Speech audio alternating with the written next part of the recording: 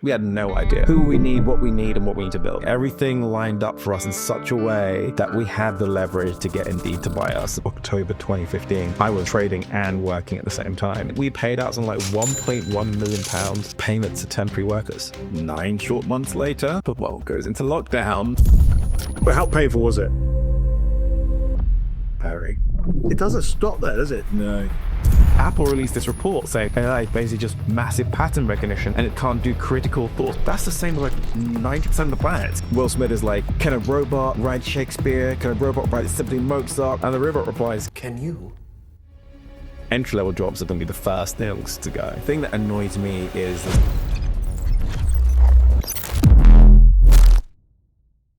This is Novo Conster. He's the CEO of Indeed Flex. He founded a company in 2015 called Syft, which he then went on to sell to Indeed to become Indeed Flex. He's an unbelievable guy, a pioneer in the HR tech industry. And we got the opportunity to sit down and talk about all things AI, hiring, and exactly how the power shift is going to happen across recruitment and the transformation of AI. He started his career as a trader. He's a brilliant guy, completely understates his capability, but you can tell from this, he's a very, very smart guy. I should start by asking the name. Novo, is it abbreviated? Or... Oh yeah, it's not even Novo. It's Novo. Okay. Yeah, it's a Nigerian name and no one calls it that except my mother when I was 8. And so you're originally British, but you've moved to the US. Born and raised here, London, Hackney, and then Wembley area. Just for this year, up until August, I will be stateside. 2 more months left of the stint, and I'm back here in London permanently. Amazing. Yeah. Brought up in Hackney, so life starts there. Yeah. And what was the journey from there? So never really knew my father from my age 4 onwards. So it's always been my mother, me, sister, and then cousins every now and then. Lived in Hackney till about 8. Then moved to a place in actually Neath. I say Wembley because everyone knows Wembley, but Neath is probably about 10 minutes from there, northwest London. And I was there from 7 to 18, then university in Bristol. Jumped around schools quite a lot, not because I was a rebel, but because my mother was always trying to get me to go to better and better schools. And I finally landed at St. Paul's. St. Paul's, obviously a brilliant school. And then, university in Bristol, did economics and philosophy. And tell you how much I love London. Like, I was back and forth from Bristol pretty much every other weekend, like without fail, bombing it down the M4. And then post-uni was doing an internship at JP Morgan to try and get a long-term job past that or internship. Didn't get the desk that I wanted.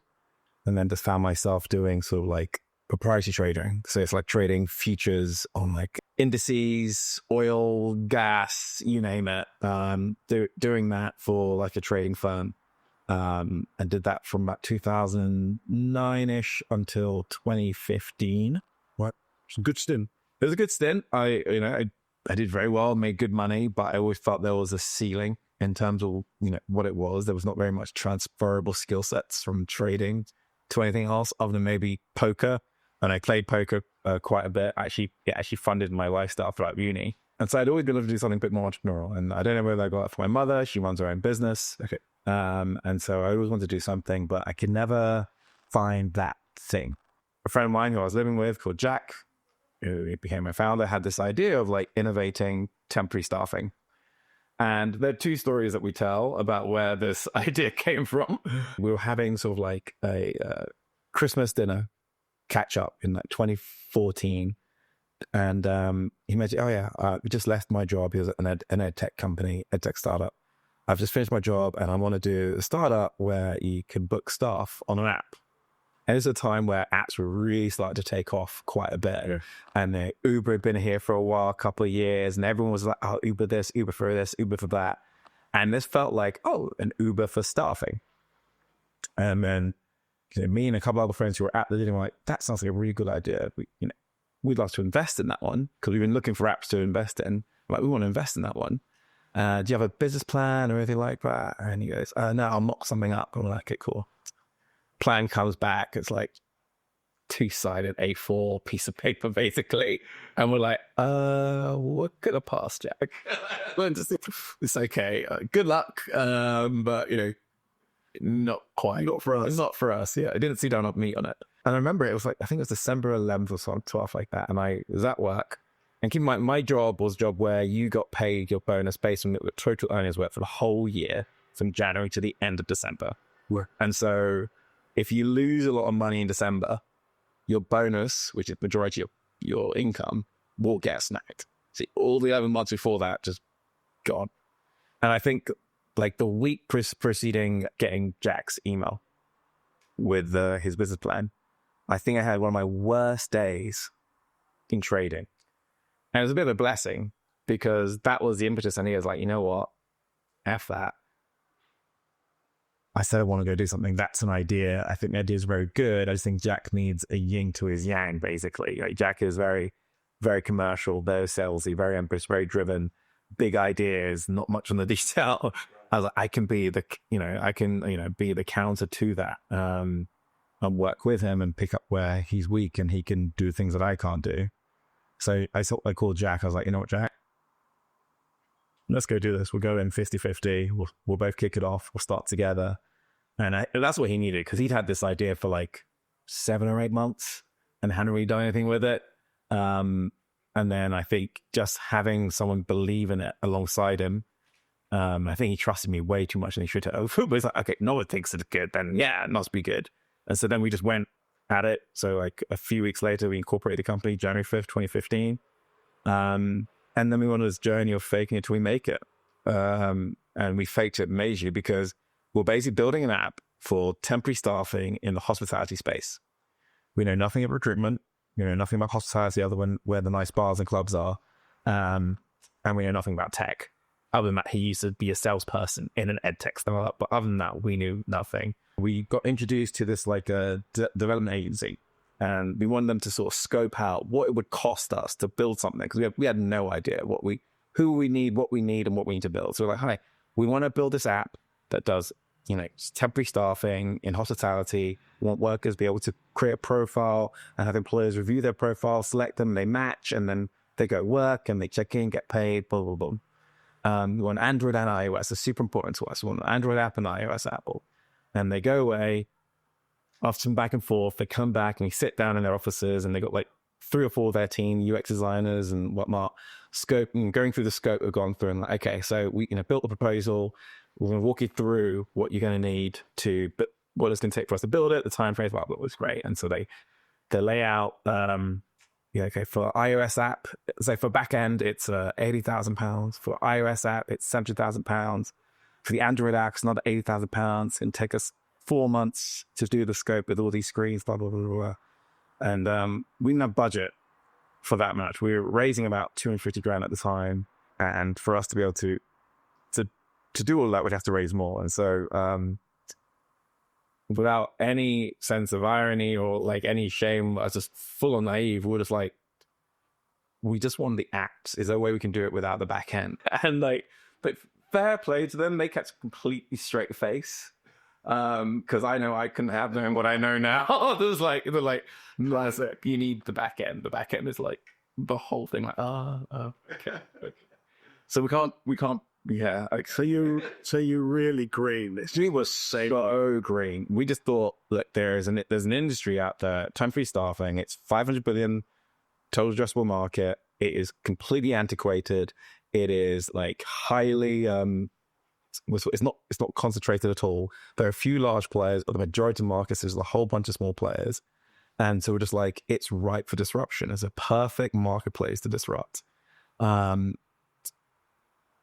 and behold, has been one of the most difficult marketplaces to disrupt. But that's what really excites us, just the size of the opportunity.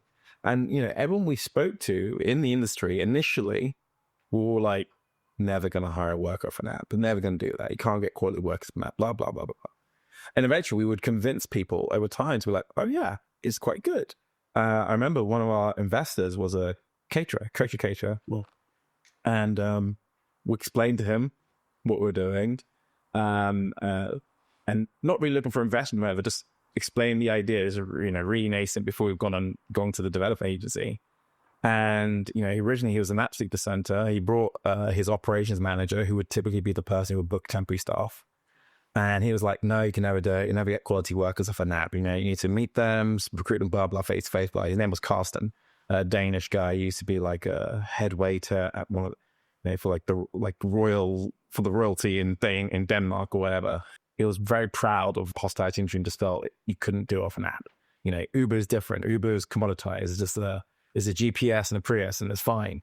But a waiter, you need to understand they know what they're doing. But 2015, people are still skeptical. Yeah. Skeptical at that point in time about kind of technology's ability, aren't they? Yeah. It's very much a kind of a logic-driven environment. It's skeptical, but I also think people underestimated the operations behind the tech.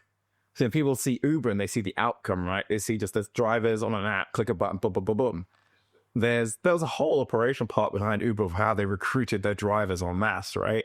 And Uber didn't faff around. They made sure the first batch of drivers they got were really good. Admittedly, when they launched in London, they launched Uber Lux first. Yes. If you remember that. Yes, I do. So they wanted to make sure that everyone's first experience was super sweet. So Uber Lux was priced cheaper than Uber X at the time. And obviously, then they ramped up pricing and obviously over time. But like people just thought it's an app. It's like everyone thought it was just like Facebook. People have signed up in their car and then they come pick you up. It was, you know, there's operations behind it. And I think people didn't underestimate the fact that we were going to have operations behind our tech. You know, we were recruiting the workers, we were meeting them. We were trying to do it in a much more scalable manner than traditional staffing, but we were doing all the balancing checks that they would do.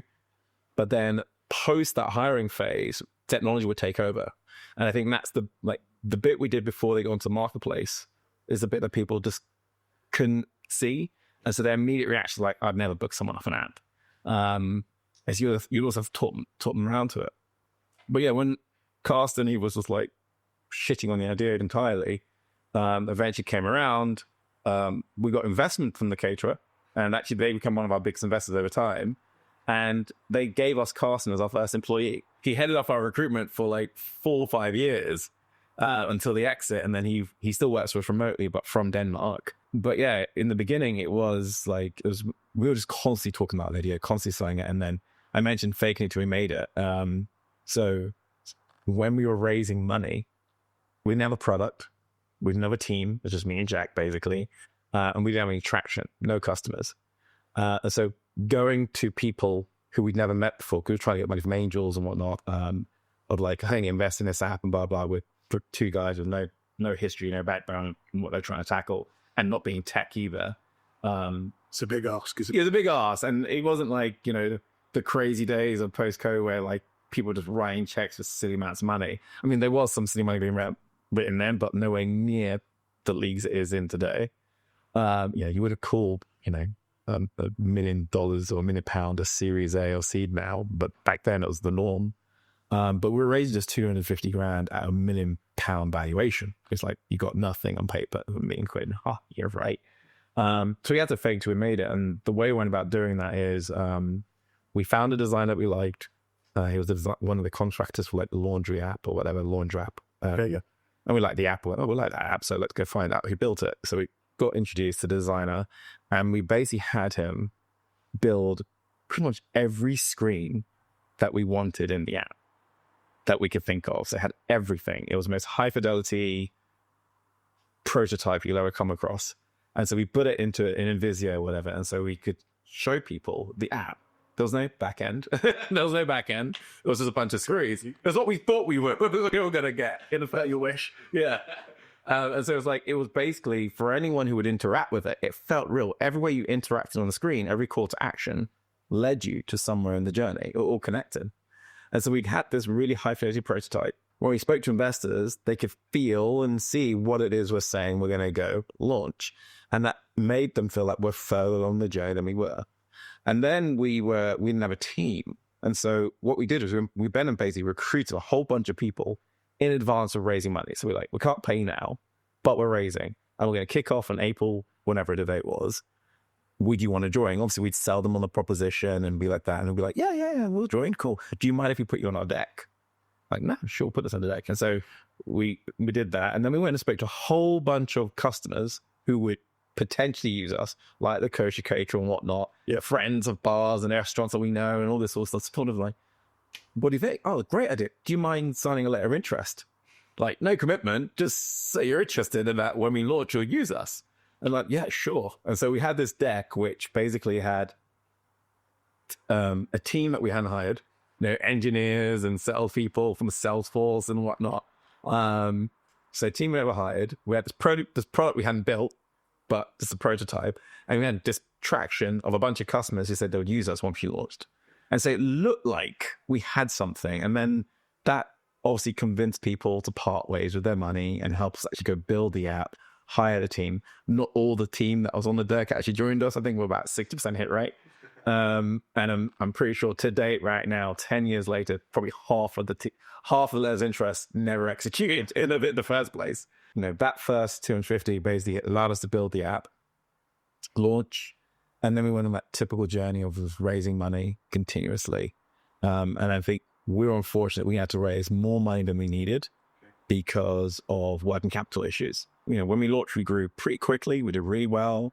We got some really marquee customers. We got to do the VIP area of the VVIP area of the Star Wars premiere after party in the Tate.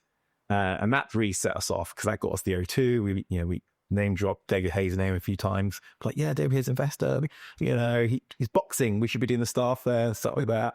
And so we got these marquee events, and we were really taking off like wildfire. And the problem with our growth was we paid our workers every week. Our customers paid us sometimes every 70 days, every 60 days, you name it. Our main customer base was hospitality, restaurateurs, bars, not the most cred-worthy people. And so we had this catch-22 where the more we grew, the more it ate up our cash. And so the more we were raising, the more we were diluting ourselves and investors. We actually never ran out of money, but we ran out of cash a few times. Yeah. I know there was one time where I actually had to put my entire life savings in. We're in the middle of raising a round, so I felt like I was going to get it back relatively soon.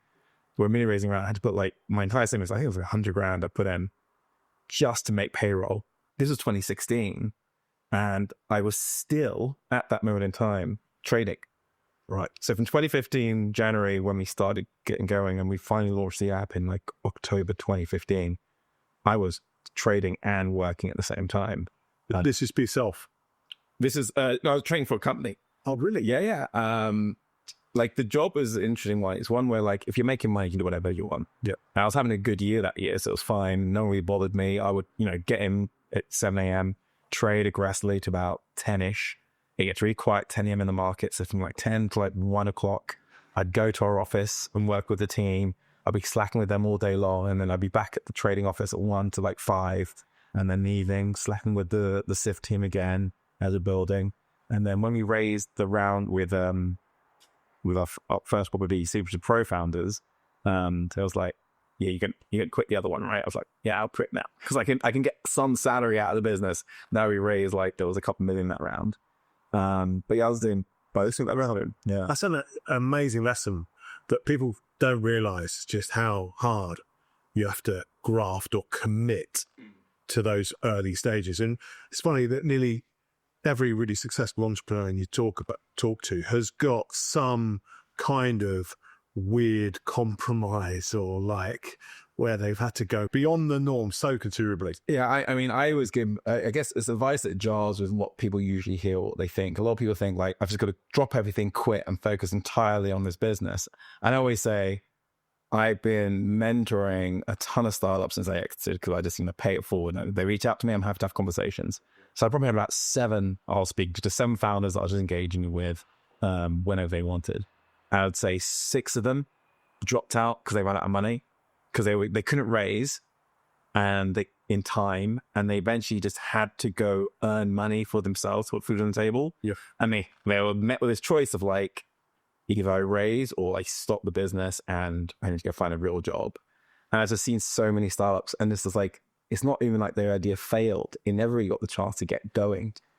And I always say to people, like, whatever you do, just try to make it work with your job. Unless you got a bunch of savings somewhere and you can survive. Yeah. If you are constantly wondering where your next meal is coming from or how you're going to pay rent, you're not going to be focused on your business. Yes. You'll be less focused on your business than if you had another job. But like, if you get another job, at least you know you got rent, you got a house, you whatever. But if you can't survive without an income for a period of time, you're basically giving your startup, a short window of survival. Do you know what? I mean, there's two things that come from your journey so far, Dan. The first one is this real commitment to your vision. Like, just hearing you talk about it, you were absolutely compelled by the opportunity. Oh yeah, massively. Yeah, that's it. And I don't know about you, but I find so many people, founders, people starting businesses, don't have that. The people who just want to play founder. Yeah. You know, someone who's got an idea, or they thinks they can do something better than someone else, or just wants to be it, just wants to, it's time, I need to do this. There's a difference between seeing an opportunity and seeing an opportunity you're really passionate about fixing or addressing. Yeah, I think there's like a really big difference there. And the second thing which I look at, and I think you wrongly kind of label it, which is your fake it till you make it, which is what you're doing is you've just worked out the path of least resistance to achieving the goal. It was always like, the way I look at it is, if I was investing in us, Yes. what are the things I want to jump at and say that's not theirs? It's like, okay, I'm the ultimate critic, so let's go counter myself before myself says no. Yes. And it's like, okay, well, you haven't got a team, you haven't got a product, you haven't got any traction. Yes. I'm investing in an idea here. That's ultimately what me and my friends said no to Jack to. Yes. We're like, there's nothing here.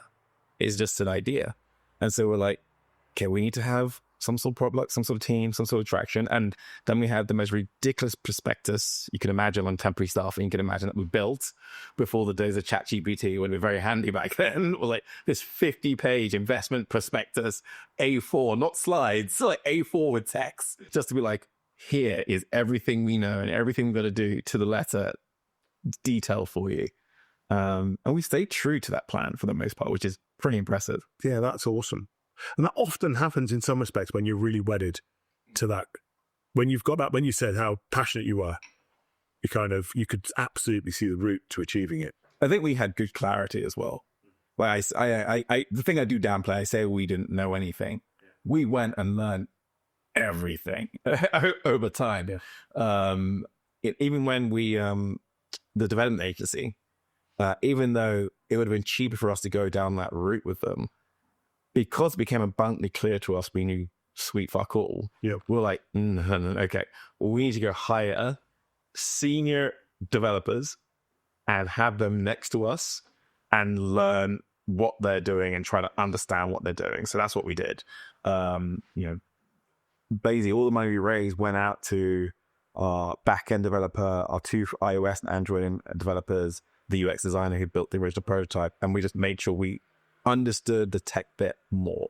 Carsten, we hired him because he had the background of hospitality operations and being a recruiter himself, because we knew nothing, and he came in and gave us all of that knowledge as well. So we made sure we plugged our gaps with our hires and our approach, because we'll humble us that we didn't know anything, but knew we had to know eventually. Don't you think that your naivety to those things is what it sounds very much that naivety is what led you to find the non-conventional approach to fixing those issues? 100%. Like we'd always have this push and pull where, like I said, we brought in Carsten. He's from a traditional staffing background, traditional hospitality, and he'd come in and say, you got to do X, Y, and Z. Yes.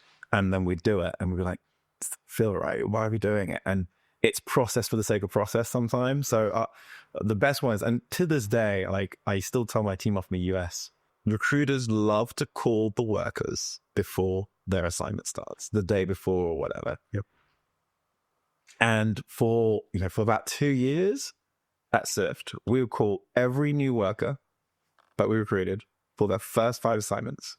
And yeah, we called them to make sure they know how to clock in on the app and whatever. But ultimately, the reason we were calling them, the reason anyone calls them, is to make sure they're turning up. Are you going to go tomorrow? It's like, just let me know you're going tomorrow. And it gave recruiters, as humans, comfort making that phone call, because you pick up the phone, they said yes, great. The reality was, it was the biggest time suck and waste of energy you could ever imagine, because half the time they don't pick up the phone. So you're dialing into nothing. And then if they're not gonna turn up, they'll just lie to you. If they if they happen to pick up the phone by accident, they'll just lie to you, or they're going to tell anyway, and they pick up the phone and they're taking tell anyway. And it wasn't until we brought in this intern who was this like maths champion from Edinburgh University, international student from China, and he did some like regressive analysis. And they said, "Oh, by the way, there was no deviation in the likelihood of someone going to turn up from 0 to 30 shifts. So unless you're going to call them for the first 30 shifts, there's no point calling for the first 5." And we're like, "Really?" Like, yeah. We're like, "Okay, fine." And so we stopped calling. They, after that, we're like, "Okay, data driven, we'll stop calling them."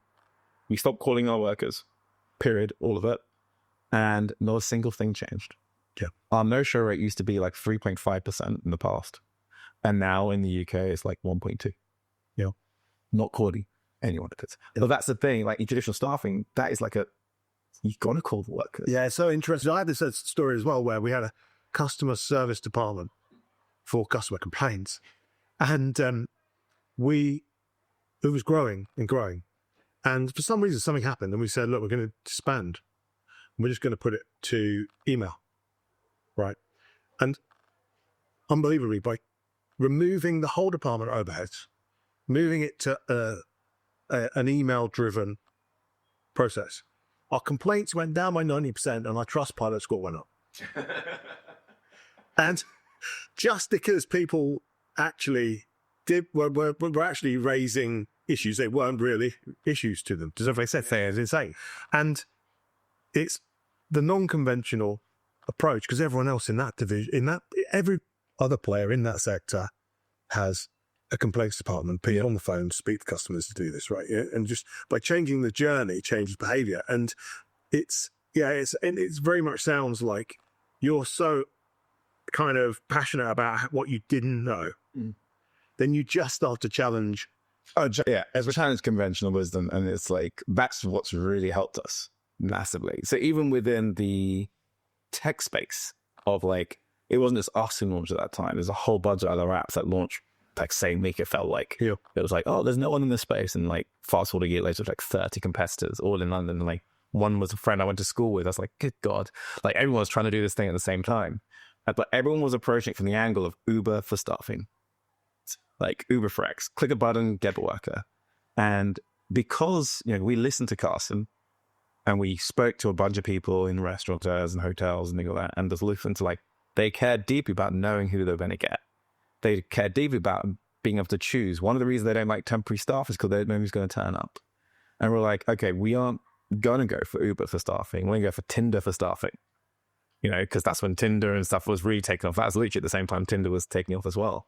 And so like, whereas people were just like, oh, you put in your job requirement, push a button, oh, we'll find someone for you, and they arrive, Uber-esque. We were like, oh no, you got to work on our app. We're going to give you a bunch of worker profiles, high fidelity and everything like that. And it's going to be, you're going to have your own customer profile. And then worker's going to say if they like you, and you're going to say if you like the worker, and then you match, and then the booking occurs. So even then, the conventional tech wisdom was just like, oh, to be uber efficient, it needs to be just like, customer doesn't have a choice. Push a button, they get what they want. Worker doesn't have a choice, they get sent a job. We were like, no, actually control and choice of both sides of what they want. We found that when a worker chose where they were going, the likelihood of them no-showing dramatically decreased by like 70%. You're empowering them. Yeah, exactly. I made the choice. And similarly, on a customer side, when they choose who they hire, they rate them way higher. It's just like they feel a commitment to that choice. Like, oh, I made that choice. That was it. Even on the platform, we used to say it's my staff. Like, even though they're temporary workers and they employed them, was like, oh, these are my staff, my favorite workers. And they rated those workers that they chose higher than any other worker. So even then, we just kind of like, we were always being a bit different to how everyone thought about the space. And we always try to find these opportunities to do it just a bit differently, and found a lot of edge doing it that way. What would you put that down to? Is it the naivety? Part of it is just our personality type, which is trying to be different. But the other part of it is just like, we have been very customer centric. And so it's no good telling the customer this is better for them and ignoring their biggest complaints about the temporary staffing industry. Like if we come to innovate it and they're saying, we don't like the fact we have no control over who comes or don't know who's coming, to give them a digitized version or something they don't like. It didn't make sense to us. It's so often, that's another point as well, which I've just been addressing as well in one of our businesses, is the fact that some of the most obvious problems get overlooked. So the more obvious they are, the more accepted they are. And and what happens is people just don't listen to those, and they kind of go, "Yeah, well, that's the norm. We know that. Let's get other." I want the really quirky problem. It's we've actually got we have 3 values in Superage, and one of them is actually to challenge the norm, to like challenge the immediate first obstacle, not the way which was when someone goes, "Oh, temporary stuff, that's always a problem." Okay, yeah, well, let's talk. What are your challenges today? No, go back to why it's always a problem. It's like the very first one. Exactly. And I find that that's the case. And we had it in our social care business, which is just amazing, because when we launched it, I had no experience in social care space. And one of the biggest challenges is the managers, and there's a real shortage of registered managers to look after children's residential homes. And what it is, they burn out really quickly, 2 to 3 years, and it's really tough. And so I just said, well, it was literally to start the process. Tell me about the structure. And they go, well, you've got a manager, you've got a deputy, you've got 2 to 3 team leaders, and you have your pods and teams of care workers. And I go, okay, and the biggest challenge is that he burns out most time. Yeah, good. Can we give him 2 deputies? And they go, so he can spread the load. Would that solve it? Well, that'd solve it, yeah. Why has no one else done that? Like, and it's like, I don't know, it's just not how you work. Every home in the country has that same structure in it. The structure. And so the most obvious problem, but people go, oh, they just burn out, so, it's really hard to find. It's like, well, why don't we just change what they're doing? And it's really interesting hearing you talk about the fact that you are challenging immediately, like the one there, which is, well, the candidates are dropping out because they're not in charge of they're not making a choice over not having a choice. I mean, to be honest, I said there was 2 stories we used to tell about how the idea came about. One story is Jack remembers when he was a university student in Cardiff, he had a car. And because he had a car, the agency that he was signed up to as a temp would always send him to assignments that were far away. Right. His mates who shared a house with him didn't have a car. They would get the cool shifts at the Millennium Stadium. And he would never get the Millennium Stadium shifts because they needed someone to go far away. And because he had a car, and he said he had his car, he was one of the few people who would always get sent to the far away assignments. And it made him, he said, that's why I never turned up and I was a rubbish worker. Other reasons too. But, that's the story we tell. I was like, because I had no control and choice as a worker, I didn't turn up, I wasn't committed. But, if they gave me the choice, I'd choose the assignment I wanted to, and then I'd be more likely to do a better job and turn up.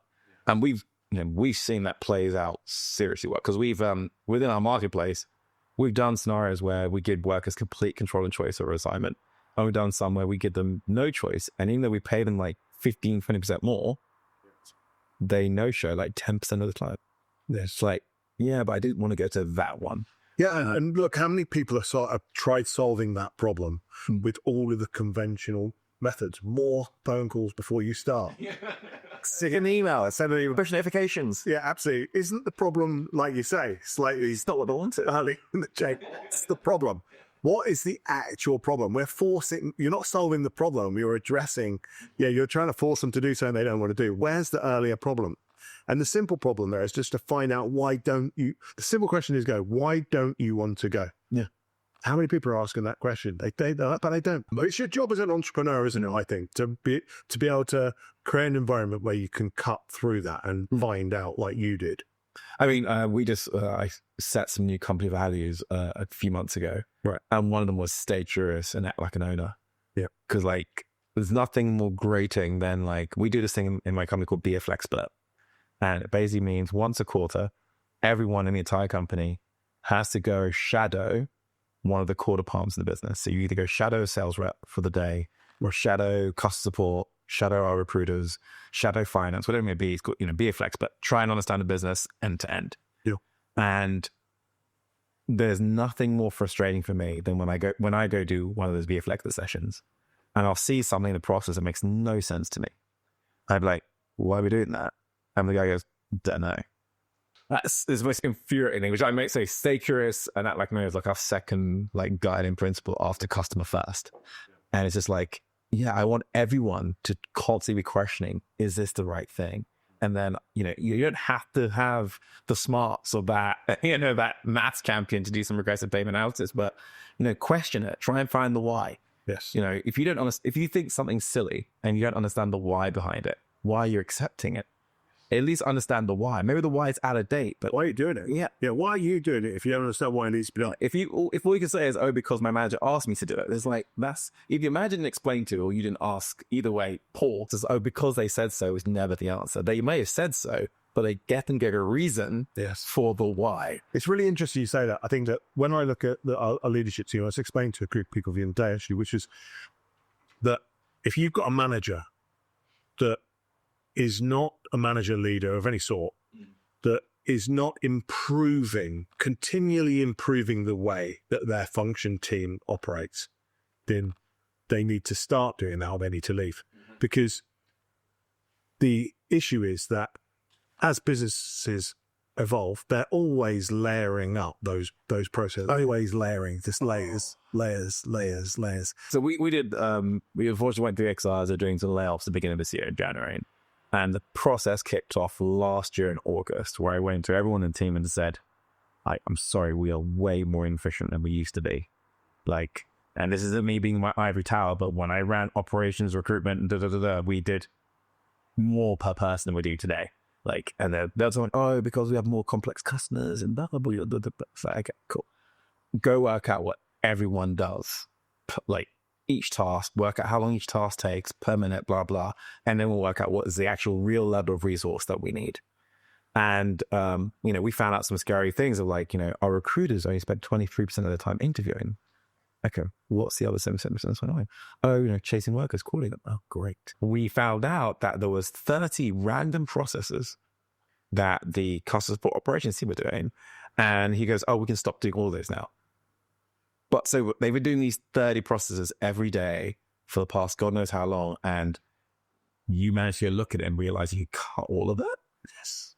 And I was just like, oh my God. It's incredible. It's like people literally just, it just layers top and never stop stuff.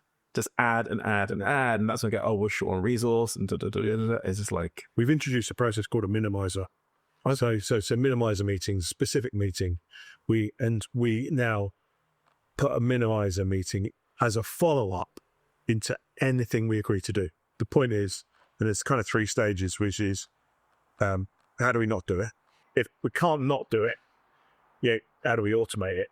And then if we have to automate it, if we can't automate it, how do we what's the absolute minimum that has to be done? So it's almost like this 3-stage process of going, do we actually need to do this? Yeah. First question. But I found it has to be a separate stage, because when you're in the process of brainstorming, curating, carving out, there's someone in the room who's so emotionally attached to it. So actually, by separating it out and just going, actually, we're just going to have right, we've done that. Day later, 2 days later, minimizer, bosh. Yeah, that's a layering process. So Syft. It takes, you said earlier, it takes off. Yeah. How quickly did it take? Talk to me about this. I mean, journey. We raised the first round in 2015, which was like friends and family through a few angels. I had to raise a little bit of a bridge round before we launched because we ran out of cash. Scene developers are very expensive. Launched in London, October 2015. Raised more money in 2016 from VC. Pro Founders, which is launched by Brett Huberman, the lastminute.com founder. And then off the back of that, launched in Manchester. And then like less than a year later, got more interest from a VC, which was Creandum. So they're the first backers of Spotify and Klarna and whatnot. It's a very good Swedish VC. And off the back of them, we launched basically Birmingham, all the major cities in England and Cardiff. Is this 2 years in, roughly? The acquisition happened 2019 June, and Indeed came to us 2018 December. Right. So the platform been up and running for 3 years, basically, before they came in, and like, it sounds like Jay, but they get the time to execution of the deal. Yes. At 2019 June, or May rather. And so yeah, I didn't for a second that we get acquired anytime soon. We raised money from Creator in 2017. That was to give us we started 2 years runway. We weren't planning on raising in 2018, but we happened to do this sort of VC speed dating event, which was held by Numis Bank. And we had pitched this new part of our product we built, which is basically like a VMS, a vendor management software solution, connected to our marketplace. And off the back of that, we won this national contract with a very large contract caterer, which is basically analyzed revenue of around 10 million. And so because we won that contract, and we were the only platform globally that had done anything like that. We were the only platform that had built that feature and seen that little opportunity. And it just basically, because one of the concerns that VCs had is it's a highly effective market. How do you protect your customers? There's no moat. It's transactional. There's no subscription, blah, blah, blah. When we locked in a customer into this model and to a 5-year contract, it also sent a bunch of light bulbs for a bunch of VCs, and all of a sudden people who were saying no to us before were all of a sudden really interested in us. And off the back of that event, we ended up with about 3 to 4 term sheets. Even though we hadn't actually gone to market. Don't be wrong, two of them were terrible. Terrible valuation. Well, that's not going to happen. One of them was okay, and then one was good, and the good one was with a what do you call it? A sort of strategic VC that was part of a broader group, and they saw a synergies, there's more strategic investment versus pure VC investment. And this fund actually tried to invest in us 2 times before, but we passed them to go with Creandon and to go with someone else. And so it was funny. The data room with this VC was called Third Time's a Charm. We're all happy going with them, and they were going to help us launch Europe and all sort of stuff. And then, corp dev team reached out to our product manager at the time and said, we'd love to see your product at demo. And part of us was you're probably just going to steal our ideas because you're Indeed and you're probably going to build your own. We'd had similar talks with Adecco X in 2016, and they launched Adia, which is a direct competitor to us right after the call. It felt good. But we were we got all these VC interests, we got the term sheet signed, whatever. If they want to copy us, have it. Send them our deck as well before the meeting. And so our product manager did meeting, not even me and Jack. And it wasn't us trying to be cool. They reached out to him, not to us. And so he did the demo. This a few days before Christmas. It's December 19th or something. So we were off, not really in it, because hospitality is dead in that time. It just accelerated from that point onwards. December 18th, they do the demo with our product manager. They get back to saying, "Oh, we really like the product. We'd love to meet the founders." The head of corp dev for Indeed and all of Recruit actually was in our offices first week of January, back after the New Year's. And then a week and a bit later, the CEO of Indeed, who was now the CEO of Recruit Holdings, who was now actually today now the CEO of Indeed after a recent announcement, in our offices a week and a bit later after that. He's okay, on his way back from Davos or whatever, he came to see us. And, one thing led to another. They wanted to invest, and we're come, we got this VC, and then it was okay, we'll buy you. Right. Okay, we could explore that if you say so. It was, I think, when we went to go meet them, it was February now. I think it was 10th of Feb or something like that. And the reason I know the rough dates, because I had a family holiday with my sister, the husband, my nephew, niece, my mother, and my girlfriend, or now wife, to go to Dubai for the week. It was it was going to be the first family holiday we ever did. To this day, I'm always I work really hard, I'm passionate about what I do, but my work doesn't define me. I work to live, I don't live to work. So I've never, ever cancelled an engagement I committed to personally. Unless you're a surgeon operating on someone's heart, it can always wait. It can always wait. And so I never had, I was this is the first time I was sorry, suddenly I've got to go to Austin, Texas to go meet, Indeed leadership because potentially I might buy the company. How did you feel when you signed? It felt a bit surreal. What I would say is I'm kind of arrogant in the sense that I always felt we'll exit or something. When I saw the size of the opportunity, I just felt, and I saw the space, I was at a minimum, we should be selling at 20 million quid. Yeah. I was my general thought was at a minimum 20 million quid. It's worst case scenario, we can get this to 20 million and that'll be it. So part of me was like, supposed to. It was about a year and a bit ahead of schedule in my own arrogant thoughts. Yeah. Obviously, I now know how impossible it is to exit at all. How lucky we are to actually just be able to get to that point. Yeah. But at the time, I was like, cool, awesome. The best bit about it was actually, we'd given everyone in the company, like every single person, cost support, whatever, equity in the business as part of signing up. Probably diluted ourselves investors way too much off the back of it, but reality was, it was great that when we had that moment, everyone was able to share in it. Yeah. Like every single person. And even like, we had like 4 contractors who didn't have equity.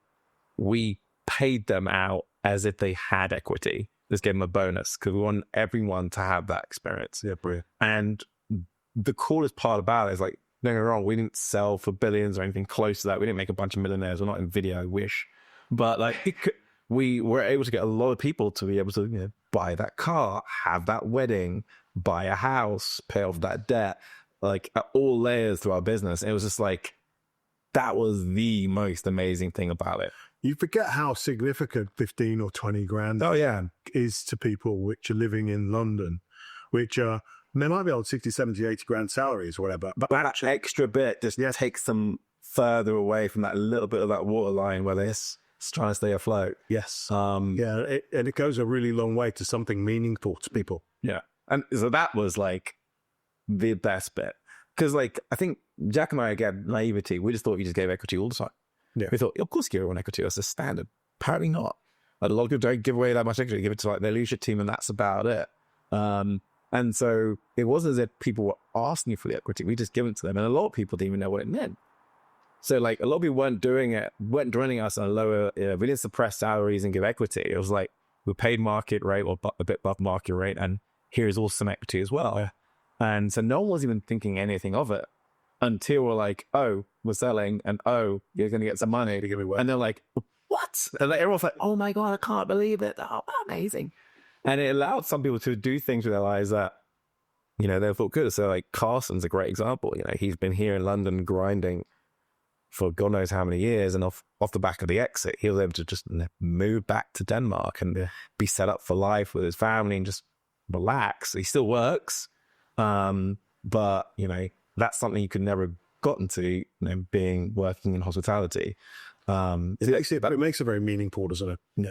Yeah, I think walking away from it in a way that there's this shared value, and the share. It's an important part of the journey. If you're gonna go on that exit, you want to do it with the people that exactly been on that journey. Yeah, that is by far the best part. Yeah, it's kind of leaving them at the stop just before you need to get home. Really, it doesn't stop there, does it? So no, it takes off at that point even further. It goes even further. Yeah. So we exit 2019. June, hospitality focused business, 9 short months later, the world goes into lockdown. How big are you at this moment in time? So just help me. So we were about 70 employees. 70. So we were about 70 employees, January 2020. And that's at the point you're exiting. Post exit, March comes round.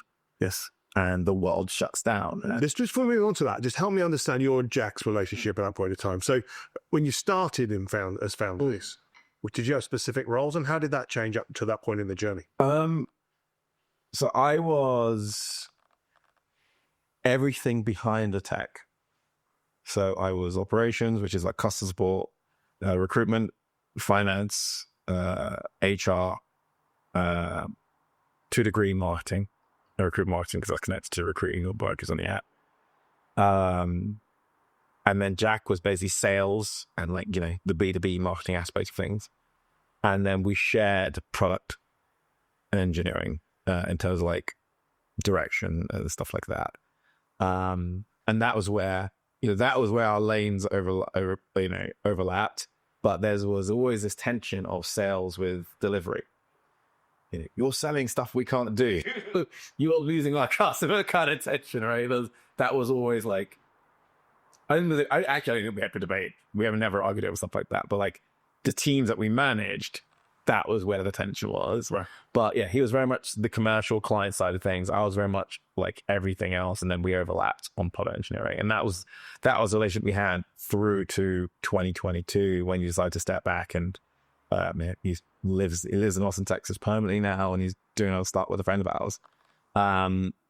But that's how our role responsibility. And who was looking after finance, and when did you? That is me, and somebody who brought someone in. But what's that? Really, we brought an FD in 2017, so quite early. And then he reported to me. Yeah. And obviously he helped us with a couple of the rounds before the exit. We did some bridge rounds because we were trying out money. And Matt relationship. This is how it always was. Like I was everything around delivery and all the boring corporate stuff like HR, and he was, sales and anything that drives the business. Post exit 2020 lockdown, and that's both of you still on the journey. Both still on the journey. Yeah, right. We're both still on the journey. Lockdowns happen. Revenue goes to zero basically overnight with lockdowns, right? Because every hospitality establishment shuts down overnight. And we're lucky we're Indeed. Yeah, thank God Indeed's balance sheet. Yeah, like, I mean, I'm an R, but I remember I told you, like, depends. Like, if we'd just taken the money we raised, we would have went the storm. Yeah. Because when the reopening happened, platforms like ourselves took off tremendously. Yeah. Because the Great Resignation, all that sort of stuff, everyone was using temps because it's all they could freaking get. You just could not hire people. So I'm kind of like, oh, who knows? But and a lot of people have left the country as well. Yeah, some Polish and everyone, nations. A combination of Brexit and lockdowns, everything. It's made it super hard in the spaces. Yeah. So at that point in time, there's absolutely fierce demand for hospitality stuff. Everything. Demand for workers in everything went through the roof, and just like out where we really felt it. Hospitality was crazy. Like we saw pay rates used to be like £10-11 an hour. It went up to like 17-18 quid an hour just to get people, not necessarily good people, just bodies. I have mates which saying like labourers, which salaries went up like 30%. Just coming back, sorry, I interrupt you there. So you're saying that so you get to March, zero revenue. And, everyone goes on furlough. We were fortunate enough that because of, Indeed's balance sheet, we didn't have to fire people. Right. And we even went one step further. We gave furlough to our temporary workers. We were I think we paid out something like £1.1 million something in payments to temporary workers. The government scheme, which is awesome. It's incredible. Which is, lifeline for a lot of those people, but unheard of. That was not. We did. I don't think we did BP. I'm saying, if Jack and I had control of the helm, that would have been all over the newspaper. You definitely know about it. It was us who had control of that over that narrative. But yeah, we were just like trying to do right by our flexes as much as we could, and we just saw an opportunity to do it, and we fortunately could afford to do it. And Indeed is this organization which is very job seeker first and very humane and very just like wants to do good by people. So they were happy to allow us to go do that. But we've had some massive turnaround. So I mentioned that in March we went to zero. We managed to match our revenue from the year beforehand, despite lockdowns happening, because we were able to pivot our entire workforce from hospitality, for the most part, into retail. And then we launched the US during COVID in 2020 in November. Bad idea. That's when actually our trouble started happening with our business, because I think we took on far too many strategic initiatives than we could handle in the US. So our UK business has been steadily, chugging along, but the opportunity is at the UK. UK is small in comparison to the US. The entire temporary staffing market of like California is the size of the UK staffing market. So it's just like, can't compare. And so we launched the US remotely, couldn't travel there. So trying to build a startup team with your culture remotely, brave, dumb, like I said, we didn't know what back end was. So, we're not shy doing things stupid. And then we compounded that error we built up a team of like 20 people. And then we compounded that error by merging with another team within Indeed. You know, we were still Syft, right? And we merged with another team in Indeed to make a new team. And, you know, we became Indeed Flex.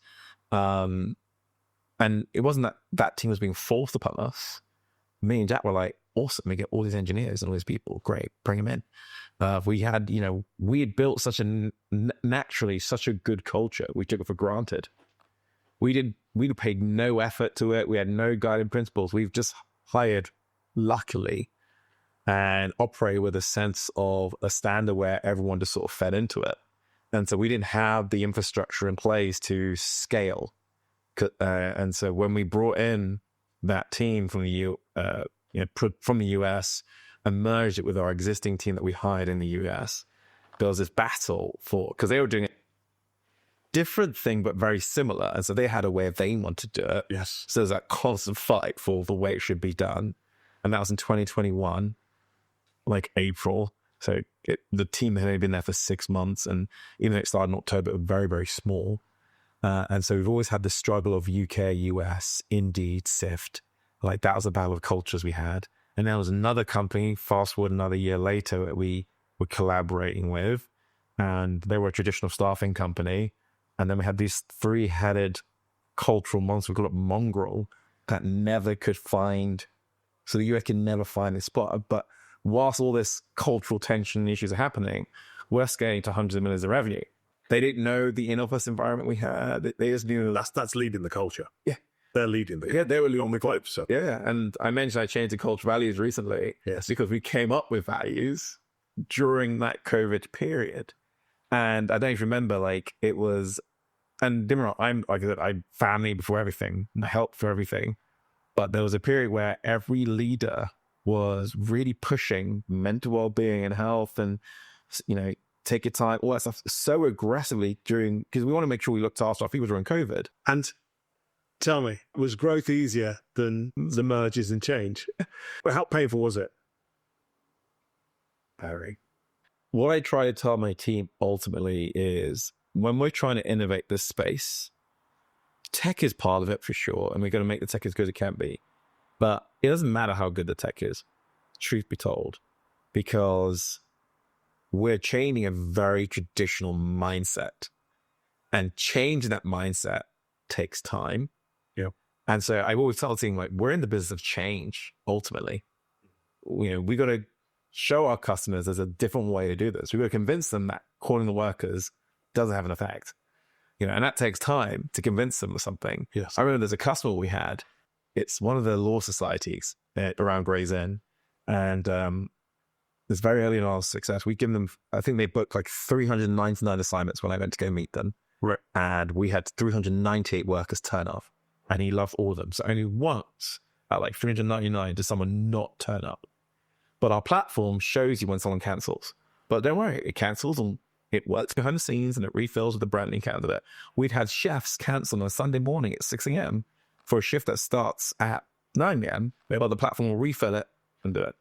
And I go to meet him thinking, this review is going to be amazing because the one person didn't turn up, had like a serious accident and, you know, hands up, nothing we can do about that.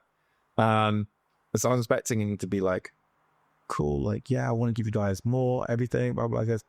I think you guys have been great, you know, but, you know, I just don't feel comfortable putting all my eggs in one basket. So I still want to have you and a couple of other suppliers. It's like, but we filled everything. And we even filled the stuff that your other suppliers dropped the ball on. And wouldn't it be better if the ball was never dropped in the first place? You just had it first time. Yeah, but, you know, I see these cancellations come through. It makes me feel nervous. Like, but you are aware they're cancelling with those other agencies too. You just can't see it. At least you've seen us see it cancel and refill. He goes, yeah, I just want to work with, you know, just, you know. And so that's around the time. We're like, it doesn't matter. We delivered 398 out of 399. He loved it. But he still wanted to have multiple suppliers because that's what they used to. So even though we delivered, getting them to change and give us more was super difficult. Yeah. Which is why we built the VMS solution. We're like, okay, God, the customers won't give us all demand. So let's just give them a solution that makes them put all the demand in the system. So even if it's not going to us, we can at least see it. And And so I always tell them, like, when the business changed, the challenge when we did all these mergers internally is that now we had to go change the mindsets of a bunch of people we'd hired and brought in. So we weren't just battling on the front of the customer, we're battling internally.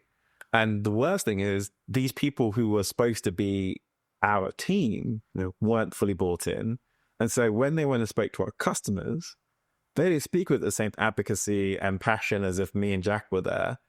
They were speaking to like, yeah, I know that might be a little bit annoying, might be a bit of extra work, but we built the template. It's like, we never sell it as extra work. We'd always say, buddy, you want to pick up a phone and call your account manager to book something for you, like you do any other agency, you could do that. But I'm in a meeting with you now as your account manager.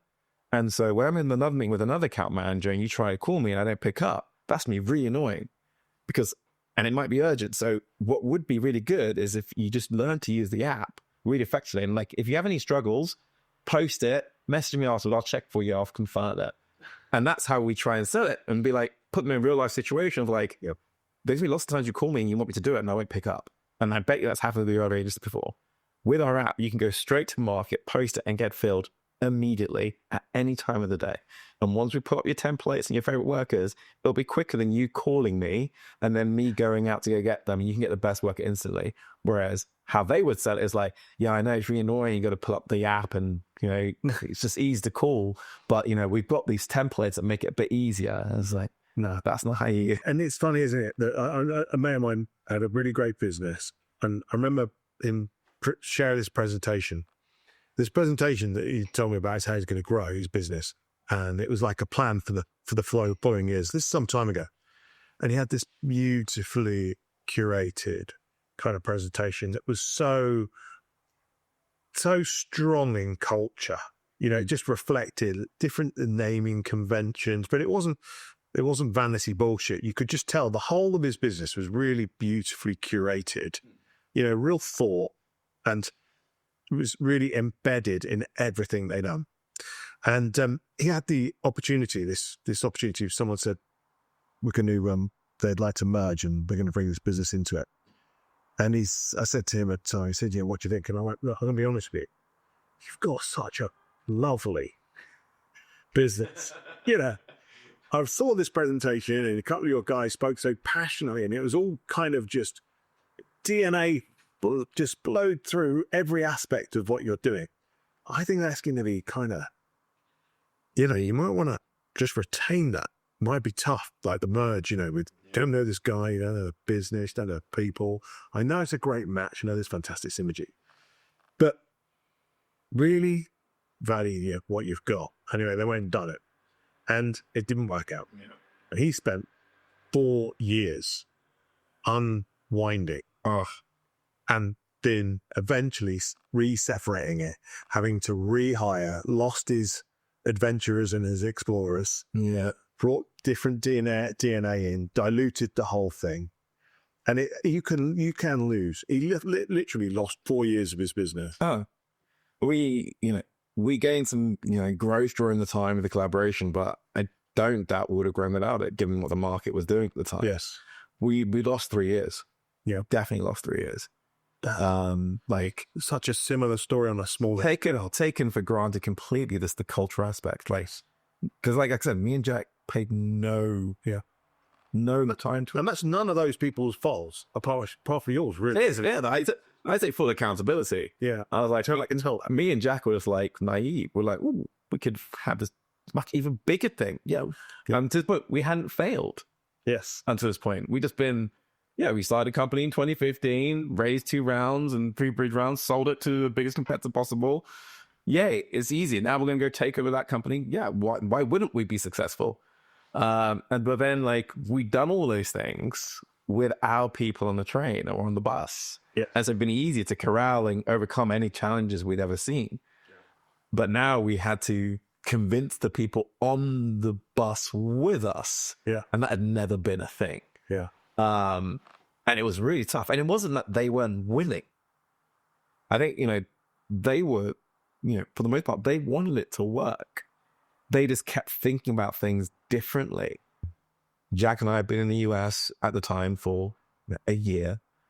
The combined experience of maybe the leadership team of this other company was probably 300 years in temporary staffing. And so also it's obviously the age gap between us and them from the jump. Yeah. American, UK, traditional tech, all of these barriers, we had to constantly convince them. And I see it. And it's not just them, it's every traditional staff business. I go to these SIA conferences where it's a bunch of tech platforms and recruitment software tools and traditional staffing companies all there, talking about the future of tech, how to innovate. And they all deny it.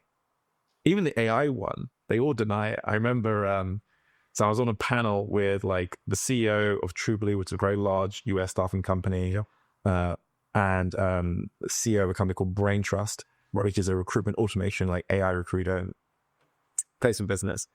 And we're talking about AI innovations, whatever. And me and Adam were playing it was, we weren't trying to be too doomsday-ish about AI taking people's jobs, and saying, AI won't take a job, someone using AI will. Which is true for about a year or two, then AI will start taking jobs. Yeah. And, everyone's like, oh, AI can't do this, AI can't do that, blah, blah, blah, blah, blah. And I always remind people of like, this funny clip from the movie iRobot. And you must have seen the meme by now. Yeah. Where everyone's like, it's basically saying, Will Smith is like, because he hates robots, can a robot write Shakespeare? Can a robot write Symphony of Mozart? Can a robot do this? And the robot replies, can you? And that's how we treat AI. Like Apple released this report saying, AI basically just, massive pattern recognition and it can't do critical thoughts. And I'm like, that's the same with like 90% of the planet. It doesn't need to be Einstein. It doesn't need to be, To replace you, it just needs to be cheaper. It needs to be cheaper and the same as you. And the reality is it's already a point where it's the same as a lot of the population in the stuff that they do. Yeah. Maybe not the same as the population in terms of what they're capable of, but in the stuff they're doing day to day, which is a lot of highly repetitive, mundane tasks, pattern recognition between what they do from day to day is very simple. Yeah. You structure your data in the right way, you can put AI into that workflow pretty easily. And then, on that panel, we opened up a little bit more of the capabilities after that iRobot quip and we said today is the worst it's ever going to be. Yeah. It's only getting better. And I think Google VO, the VO3 they released, has shown people just what that means. It's like, do you remember when Will Smith eating spaghetti and looked like a monster doing it? And now you see these AI videos where you don't know now whether it's real or not. That's 2 years apart. And also, just how complex is that as a problem to solve? Like real time, indistinguishable video. Now let's look at what you're doing. Like literally, if I was a script writer and I had a script, I could bang it into Google VO, refine it, and build my movie now without the need for lighting production, without the need for a massive investment from a studio. I just make a little indie film that you wouldn't know. Yeah, and you're worried about John who reads a few numbers off of a document and then summarizes that and then puts it into an email and sends it to someone. And it's like, we've got 400 people that do that. I tell you what, can you do Bob Job? Yes, I can. Can you do VO? Where do I start? And so you have to draw parallels, don't you, from the types of problems that it's fixing in niche areas like that. And I think the biggest thing that I see people undervaluing is that they don't realize that they are the biggest cost in all businesses, which makes us the biggest bounty for efficiencies.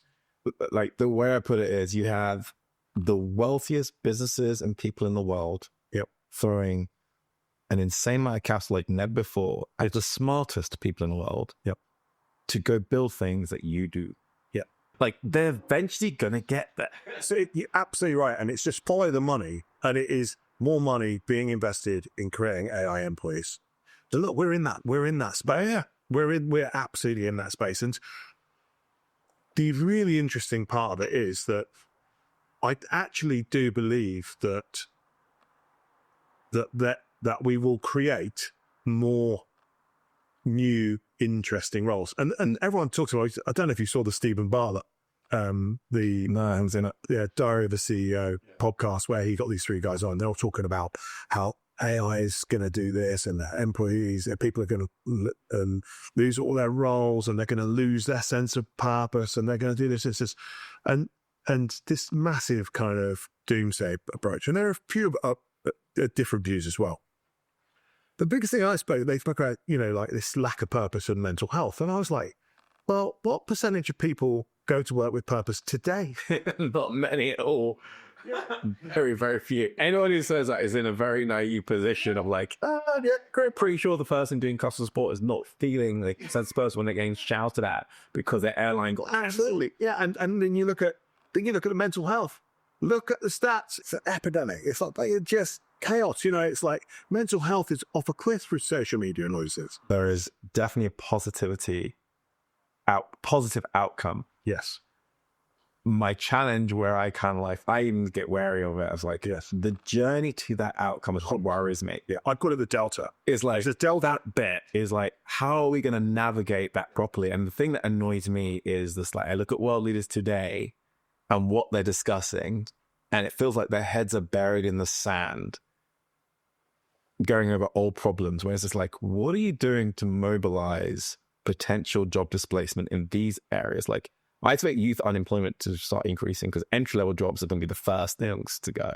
Because they're the ones that the easy tasks which you sort of cut your teeth in and learn. And that's where, that's what's going on. So like junior developers, thing of the past almost for big tech companies. And you've got loads of fuckwits out there telling them all to be entrepreneurs. Oh, God. Not everyone could be an entrepreneur. No. Like, my biggest concern for that, all right, is that you're going to have a 99% failure rate. Okay. And the 99% that spend 2-3 years failing, right? Where are they in that cohort of people that have all become AI native operators in corporates, in that do get roles, and they become AI native in their professions, and they find their way in this new world, and they've got a bit of a CV because it's going to be, if there is a delta like we talked about, it's going to be highly competitive. Yeah. So all these guys, and I actually really, it's really close to my heart, this, because I absolutely think that people should be encouraged to explore being an entrepreneur, being creative, right? Expressing himself, following your passions, but also explaining the things that you do with the founders you've spoken about, which is do a job and fund it. Do something, but don't cut the oxygen supply off just 100%. Yeah.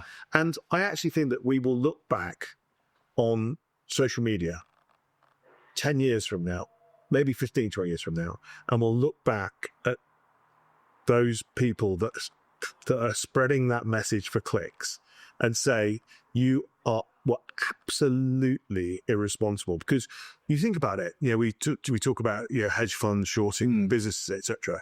They're there and they're credible people, like really credible. And there's brands jumping on it. Richard Branson's backing one of them at the moment. Simon Square, who's like, on it, like, oh, what's your dream? Follow your dreams. And it's like, well, follow your dreams, but here's a guide of all things that you should consider for doing that. Right, here's the failure rate for what it's worth. Yeah. You will always hear me say, we were lucky. Yep. Like, yes, we worked hard, but I know a whole bunch of other startups that competing with us at the same time, and they worked hard too, and they were smart too, and they just didn't quite get. And so like, I hate the idea of if you work hard, you get, like, not necessarily. You've got to be lucky.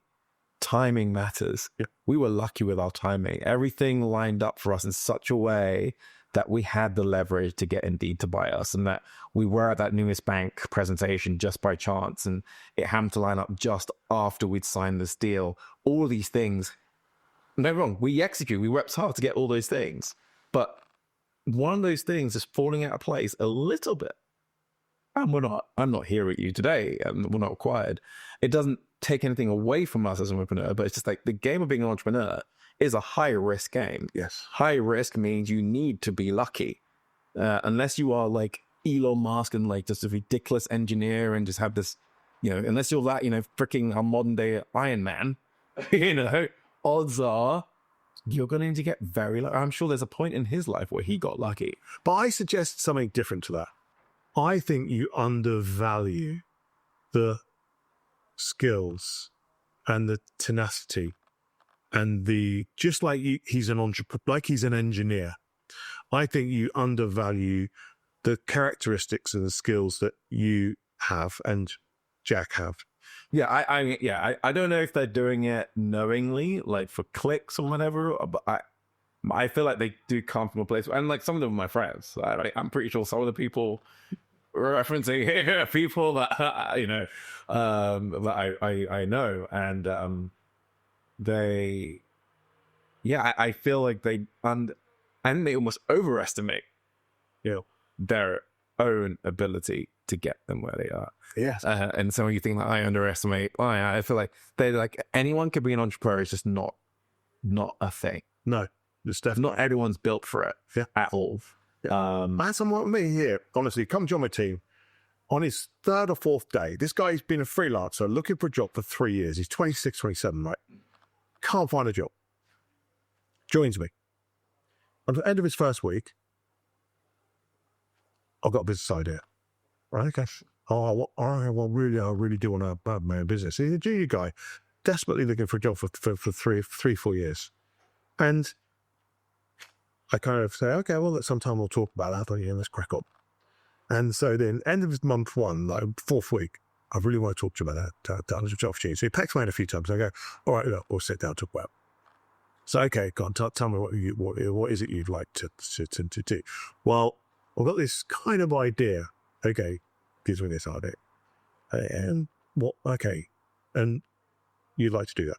Yeah, but just a few problems. Okay, what are those? Well, I don't know how to do it, right? I don't know. I don't have the money or resources to do it. And I'm unsure of what skills I really need to be able to do it. And I'm literally looking at him going, like, and bizarrely, he'd worked for one of those influencers. Actually, he'd done a few bits of work for him. And I sat there thinking to myself, and I said to him, look, mate, I'm going to be honest with you. I'm probably not going to be able to continue working with you because there are 400 people that apply for your job, right? And to think that you're spending your days thinking in your first, second, third, and 4th week. That's ideally I've never heard about. Yeah. And I said, I'm sorry. You've been brainwashed. Yeah, you have been brainwashed. And I didn't want to dismiss it. I said, look, you have to get experience. Yeah, you just don't have any of this. I mean, the guy did not have any of the skills to be successful. He could be very, very, very lucky. But in my opinion, it was a huge risk. He was in the cohort of where it was too big a risk. Yeah. And I just said to him, look, I'm sorry, mate, I can't listen to those videos. You know, you have to develop your, it's a reason you've been applying jobs for 3.5 to 4 years and not got one. You know, but there's a reason for that, and you've now got one. And so it continued a little bit, and I just had to say, look, I took him as a contract to start with to go to permanent, and said, I'm sorry, but I'm just gonna look for someone that there's 400 people that applied. There are a number of really talented people in there, which will literally work night and day to try and be the best version of themselves for the next 2 or 3 years in a positive, growth mindset environment, etc. that will really value that. Not one eye here, one eye the other. And I feel like that is representative of a lot of people. I think it's just like, I don't know, I guess it's a bit of the Americanism, like, you know, if you have a dream, follow it kind of vibe. And it's just like, yes, you don't want to be a naysayer on people's dreams and ambitions, but totally, yeah, they're calculated risks. You've got to like weigh up, what are the things I need to develop to do it? What are the steps I need to take? It can't be just, oh, I just got to have a dream, drop whatever I'm doing, and then go do it, and it'll be successful because I want it to be successful. Like that mindset is kind of what I feel gets peddled quite a bit. I used to see it a lot with like people wanting to be celebrities and wanted to be famous, these things, but now it's entrepreneurs, as if that's any easier. And it's like, no, there's like singing's a talent, as is also being an entrepreneur. Yeah, like, it's a bit like Britain's Got Talent, isn't it? You know, those for game shows when people just cannot sing and they turn up an audition, and you're just like, who's encouraged you to do? Hone your craft a little bit, like just it's just something skill to, you know. There's a journey you've got to go on. But coming back to that, so you've continued on this journey with Indeed, Indeed Flex. Mm. You've come out of it. You've restructured your team. You've got these new values. Yep. And you're now in the world of AI. Yes. And how is that going for you? Where do you? We spoke a little bit about it. Where do you see it going? What's I mean, I've been very transparent with my team in our usage of AI. Yeah. The first sort of like flag I planted in the sand was early last year. I just said we're doing no more human interviews. But obviously, we started building our AI interview tool. Yep. That's rolled out. It does 6% of interviews now in the UK, in the US, and like 25% of them in the UK. And I've just said to people, like, we're building tools. So we've got 3 AI agents, one to interview workers, one for customer support, and one that basically acts as an account manager for our customers. So it does all the admin tasks. Oh, I need 10, reduce it to 5. I don't like that worker, basically. All that sort of stuff. And I've said to people, like, if your skill set was, I don't know, you were really good at interviewing, that isn't going to be the skill set we need moving forward. It doesn't mean we don't need you or your job, but it now means we need people who are good at X, Y, and Z. And for our recruiters, we need people who are good at training, potentially, being someone able to upskill a waiter, upskill a bartender, or we need people who are good at sourcing. So understanding the funnels and utilizing data to understand where we should be applying our money to recruit. So it's not that we don't need people anymore. It's that we need people who have this skill set versus that skill set. Right. And some of you may evolve and we'll give you the tools to train and upskill, and some of you may not be able to. It's not so much that AI is taking your jobs, that your job is changing. And the thing we need to do is now going to be this over time. It's not going to be overnight, but it will be over time. And so been very clear with that message for a lot of people throughout the team. It's been daunting for a lot of them, but I didn't want to pull any punches because I know that when we were doing the layoffs in January, it was that with that in mind. We've launched these 3 AI agents. We now have built up a lot of capacity in those teams because those agents are taking all those tasks and they're doing it well. Because a lot of the stuff that the team was doing was low-hanging fruit, very easy, repeatable, but high-volume tasks. And now with AI doing it, it takes that away and then frees them up to do other stuff, which is hopefully the things that only humans can do, at least for now. We'll see how the robots come. So yeah, been very honest with the team, applied AI in those areas. And I think my business is like a microcosm for what will come. And it's like, to your point, new roles and new things will be created over time. Yep. In the short run, we've either got to have, insane growth so that when AI comes in and creates productivity, it absorbs it and humans are still required. We need to be able to upskill and reskill people to be able to do the new things that come, or to become proficient in the people behind the AI tool. The ones who know how to do the right prompting, the ones who know how to have the critical thinking to solve the thing that AI can do, because AI still needs that input. Or, I was listening to a scary speech from, I think it's Larry Fink, BlackRock or whatever. Yep. Talking about depopulation. Right. And how, depopulation and AI coincide kind of works out. I think, for China, it's great. They are going through a slump in their population. It means, they have rampant, they're going to have shortage issues of labor, but... So the other thing is, if we're all at home, we'll all be banging the life out of each other. Like the old Greek times. Nothing else to do. Same thing, we'll all be fornicating. So I genuinely think that might actually be a kind of part of the solution. I'm here for it.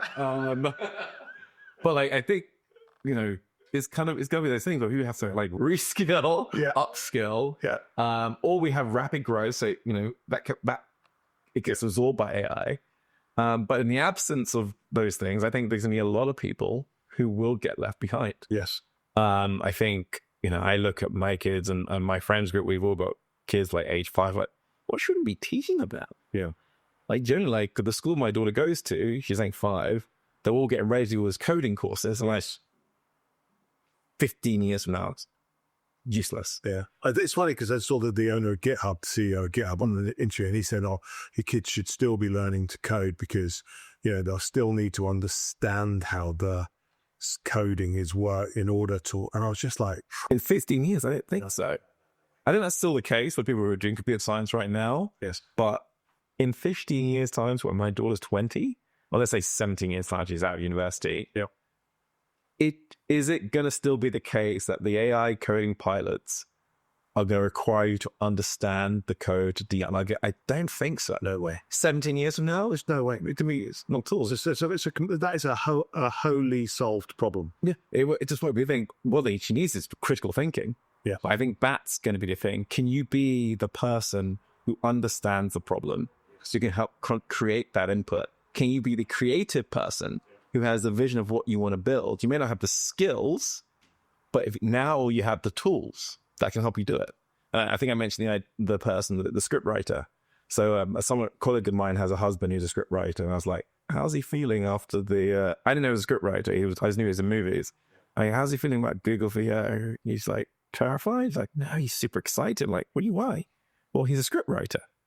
Beforehand, to get his script made, he had to go to studios because the studios would have more money to go build the whole thing. The CGI artists, lighting, actors, blah, blah. He's now just banging away on Google VO with his script, creating his movies and seeing how it goes. And so, you want to raise your kids to be people who understand what they want to, have a vision of what they want to build. So critical thinkers, creative thinkers, that's what we all need to become. But you think about it, right? But you think about that as an example. That's not dissimilar. When you think about if you look at news channels and podcasts, right, you'd never have said that there's going to be hundreds of thousands, millions of newsreaders, effectively podcasters, 20 years ago, right? And so actually, you think about that. To say, access to a high quality camera, the internet allows you distribution channels you can have before without TV networks. And so there were very limited news channels. Now we've got very limited, Universal Studios and all these guys producing movies. Do we get to a place where it explodes? It's just explodes.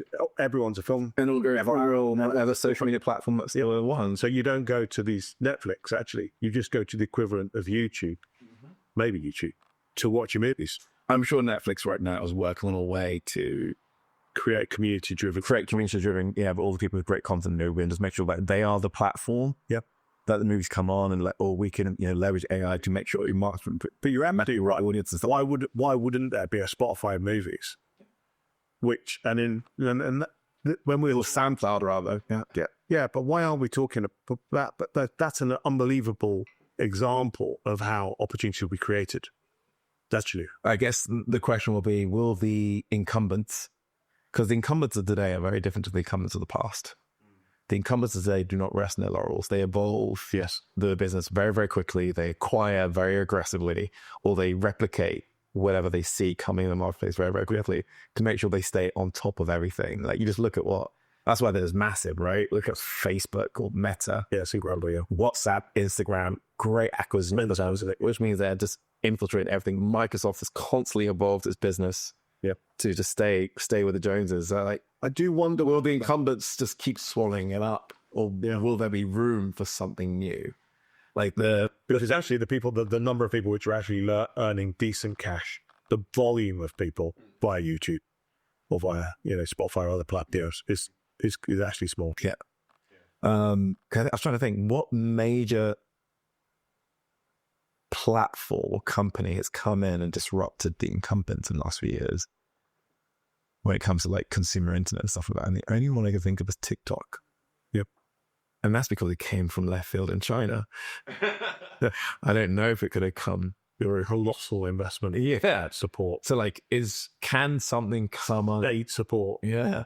And so with, AI agents right now, I guess ChatGPT is probably but that's the thing that created the whole movement, right? Yeah. Do you know what? I think the one thing I do see is, the only thing I look at is, draw similar to you, I draw parallels in other sectors. And I think when you look at different sectors, I always, on every podcast I do, I end up referencing Chinese EV car manufacturers. And we got Volvo, who have created Polestar, which is a separate brand. Yeah. And I think that's the best thing the European and US car manufacturers can do, because their traditional legacy platforms are never going to compete with the innovation of BYD in China. And so, obviously, the barriers to starting an EV electric vehicle manufacturer is pretty high. But actually starting an AI native business are very, very low. And so I do think that there will be. I think, yeah, there'll be lots of like mini entrepreneurs. I think a lot of smaller businesses potentially finding sort of niche areas for them to operate in and things like that.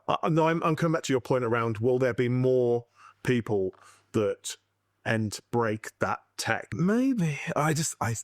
They're so on top of it. They have probably thousands of people in their corporate dev departments right now just scouring startups and just being like, hey, we won't pick that off, won't pick that off. We can build that, copy it, distribute it. Like Twitter basically killed Clubhouse with Spaces. Overnight. Yeah.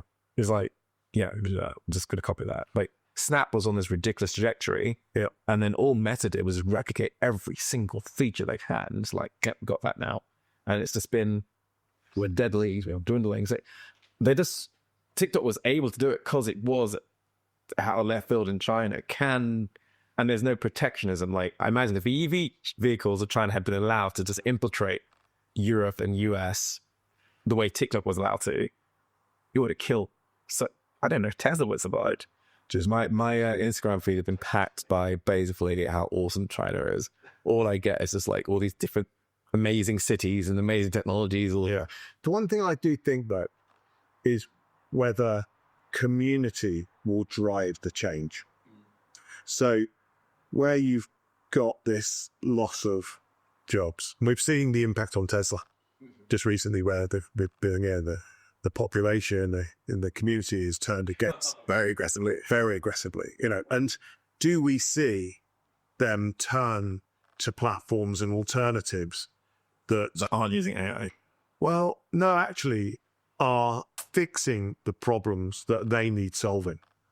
So if YouTube is then taking on movies and not remunerating people, does the community go to a community-driven AI platform that remunerates you? I mean, and I think that because you've got this significant change in people, in the population, in the behavior of people. Well, yeah, I mean, ultimately, people have to go buy the things and go to the platform. I just feel like the reach of like YouTube. I think Patreon was like an example where it was trying to get the content creators more remunerated versus the other platforms. Yeah, it's done that for a while, but everyone who's on Patreon is also on YouTube.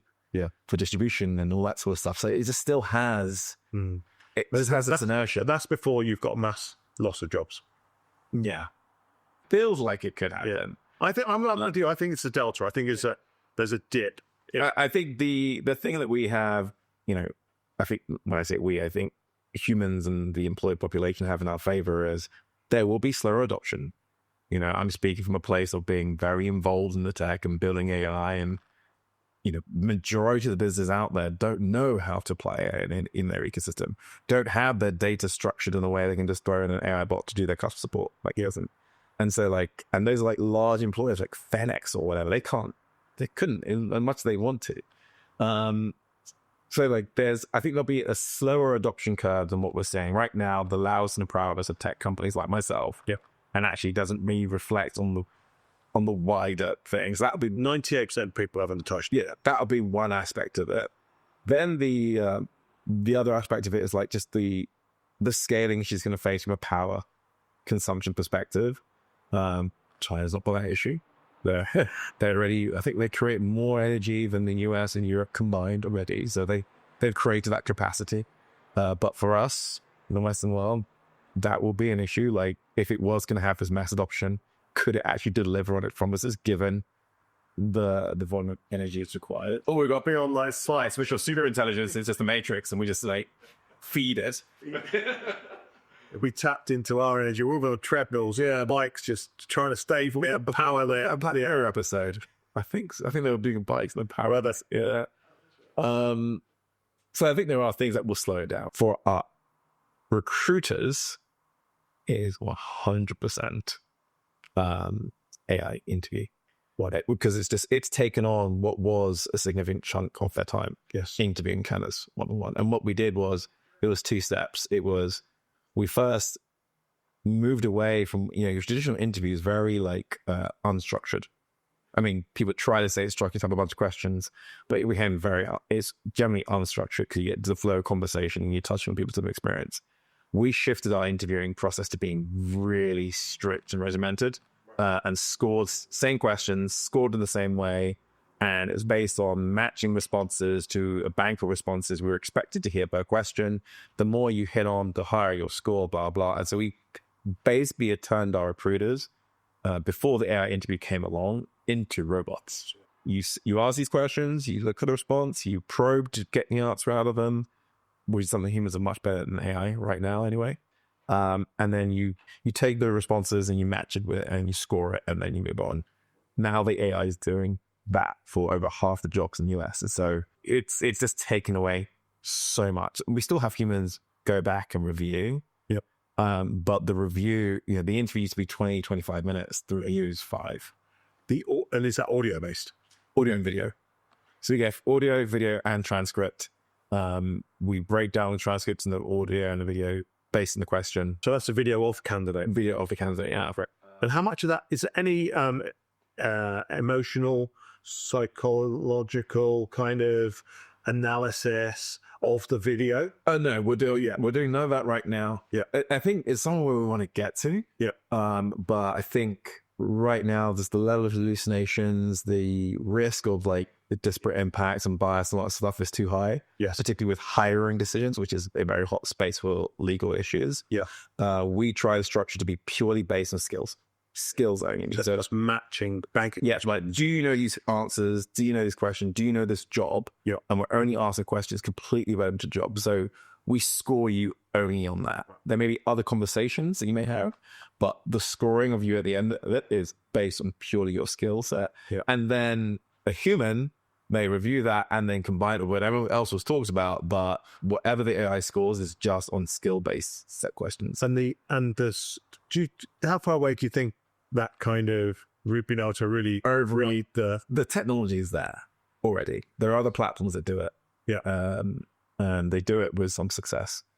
Obviously, we're Indeed, ultimately big brand, big target.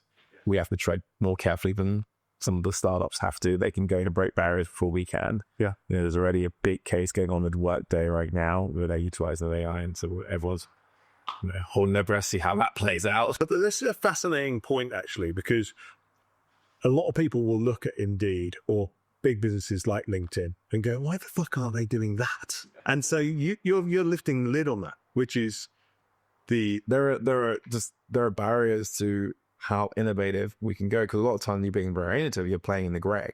Yeah. If we were just sit, our AI would be ridiculous. It'll be like out of this world, but we've actually had to hold it back and temper it and make sure it's only spitting out things that we know we can stand 10 toes on. We're like, this is a question related purely to this job. It's completely relevant, and these responses are completely relevant, and their responses match to X, Y, and Z, and therefore we can say yes or no to this candidate. Yeah.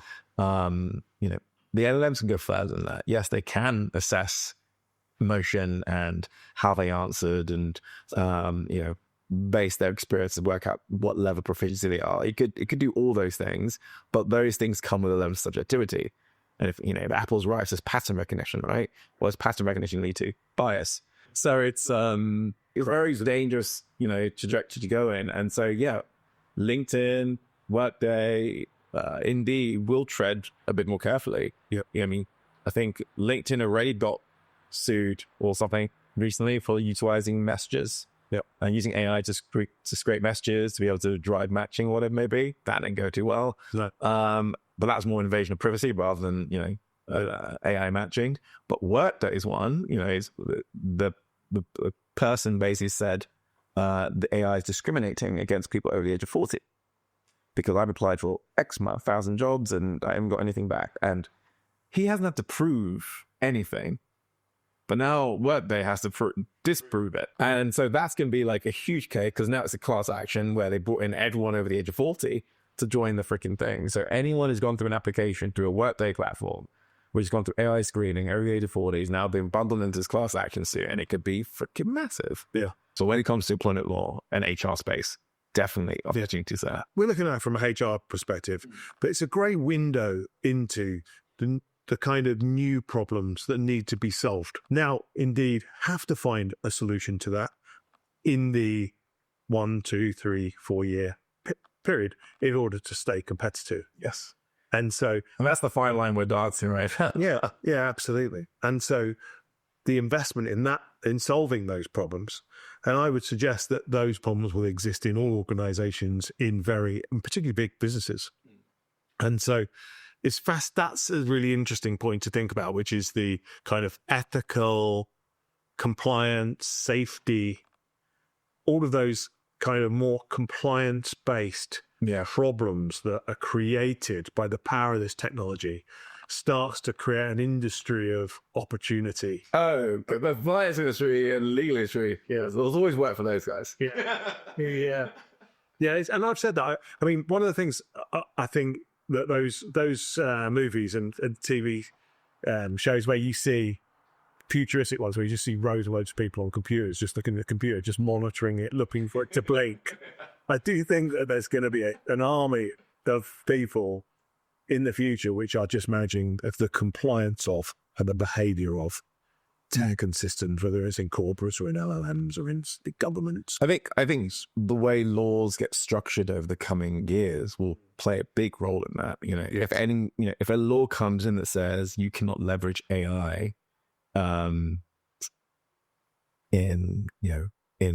ensuring compliance or whatever, or reviewing or drafting contracts, all of a sudden it's protect our industry, or it says if you use AI, you have to have a human review it. It's ensure that there's always a human behind the decision, creating this new oversight role in this particular workflow. Even for us, I think EU law, or at least I think UK mimicked it. For any automated decision, you need to have a human be part of it. So I've mentioned we still have our recruiters review the AI interview and have the transcript, the video, the audio, blah, blah. So now their role has shifted from doing the interview, being able to review one. Human in the loop. Yeah, human in the loop. I think laws being passed will end up creating jobs in various spaces. Yeah, it's going to run in parallel, isn't it, with the impact that AI has? It's literally all just what's that delta and how well are governments going to be managing it, how quickly are humans going to evolve, and how much growth will be created during that time to create those other opportunities. Yeah. And my doomsday, the worst case scenario is we enter a period of really low growth for a long period of time. And as AI tools are being deployed and implemented, and business leaders are seeing growth go down, and then they're going to shift from growing growth to growing profit. And growing profit in a low growth environment means just letting go of people, and they'll feel they can let go of people because they implemented and invested in tools that created a capacity for one person to do the work of 5. Yes. And so the only thing keeping the person in the job in that environment is just whether the leadership of that company wants to be nice. Yes. And there's definitely a case for that. The doomsday scenario. Yes, it is, yeah. But I think the likelihood of it not driving productivity. I think it'll drive productivity. Yes. It's more a matter of so I had this thing called unrealized productivity, or true capacity, where you implement the tool and the potential of the productivity is way higher than what you see realized, because what's realized isn't quite there because you haven't got the consumer giving you the demand you need that allows you to leverage the scale you built. And that's what we had in our business for some time before January, where I was we've actually built a lot of capacity in our teams. Through not the AI tool, but all the automation and stuff we built, but it just wasn't being utilized. So it meant that we could actually let go of people and nothing would be impacted because actually people weren't working as much. But you're doing things like one of the 30 pieces of processes that didn't need to be done in the first place. They filled their time with busy work. And so I think the productivity will always be there'll always be a capacity increase. Whether it gets realized is sort of my concern. If the growth isn't there, if consumer demand isn't there, or whatever, if it's in the business, if the demand isn't there, you will have the capacity to realize really high productivity levels. Right. But you'll only realize it if you either have the demand or you pull the lever on reducing their headcount. When you're implementing agents and AI into the business, are you starting to see the green shoots of opportunities of new looking roles? And does that make sense? Are you seeing a redistribution of that talent? So, for instance, you spoke about starting to invest more in training in the so we know the roles that are valuable. Yeah. In our business, once we introduce AI, we give, like, for our space very specifically, and this is a big part of our pitch back, throughout the years. In the permanent labor space, so permanent workforce, there's been this massive investment over the years on worker engagement, worker happiness, and all of these measures to try and drive worker retention and well-being. Like, all of those things have played out dividends for a lot of businesses, and they've seen improvements to retention and all that sort of stuff. Over that same time period, we've seen worker turnover in the temporary space accelerate.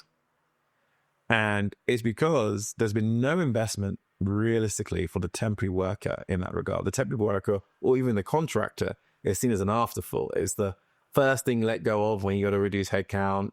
You don't treat them the same as your own workforce. You don't give them the amenities. They don't get the office part. They don't get any of that stuff.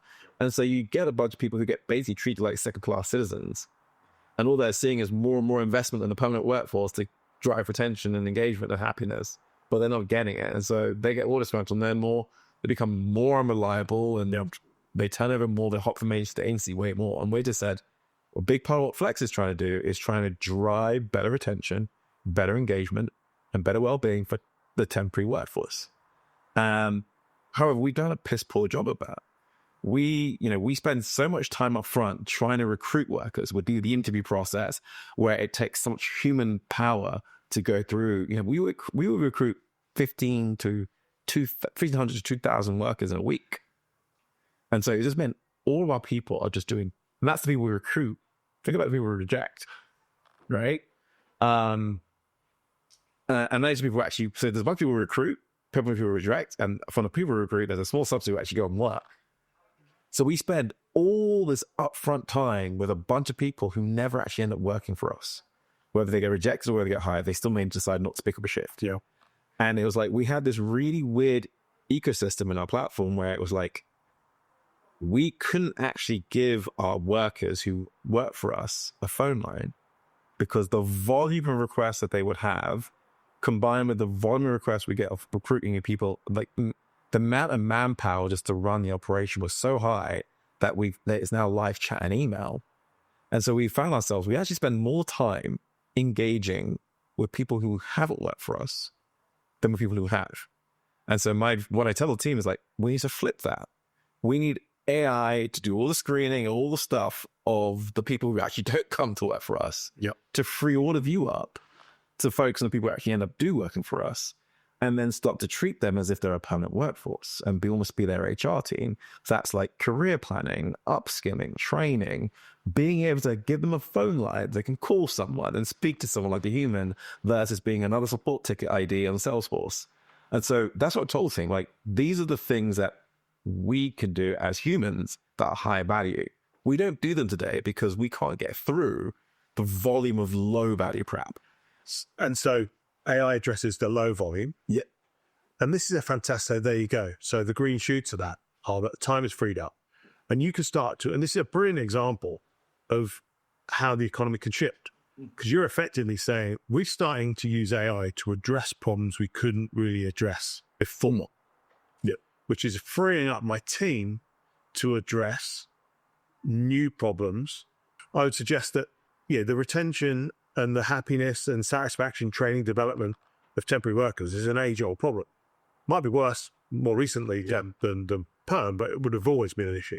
So that's fascinating because what that does is that raises the standards of your service, which then starts to raise the bar for the competition.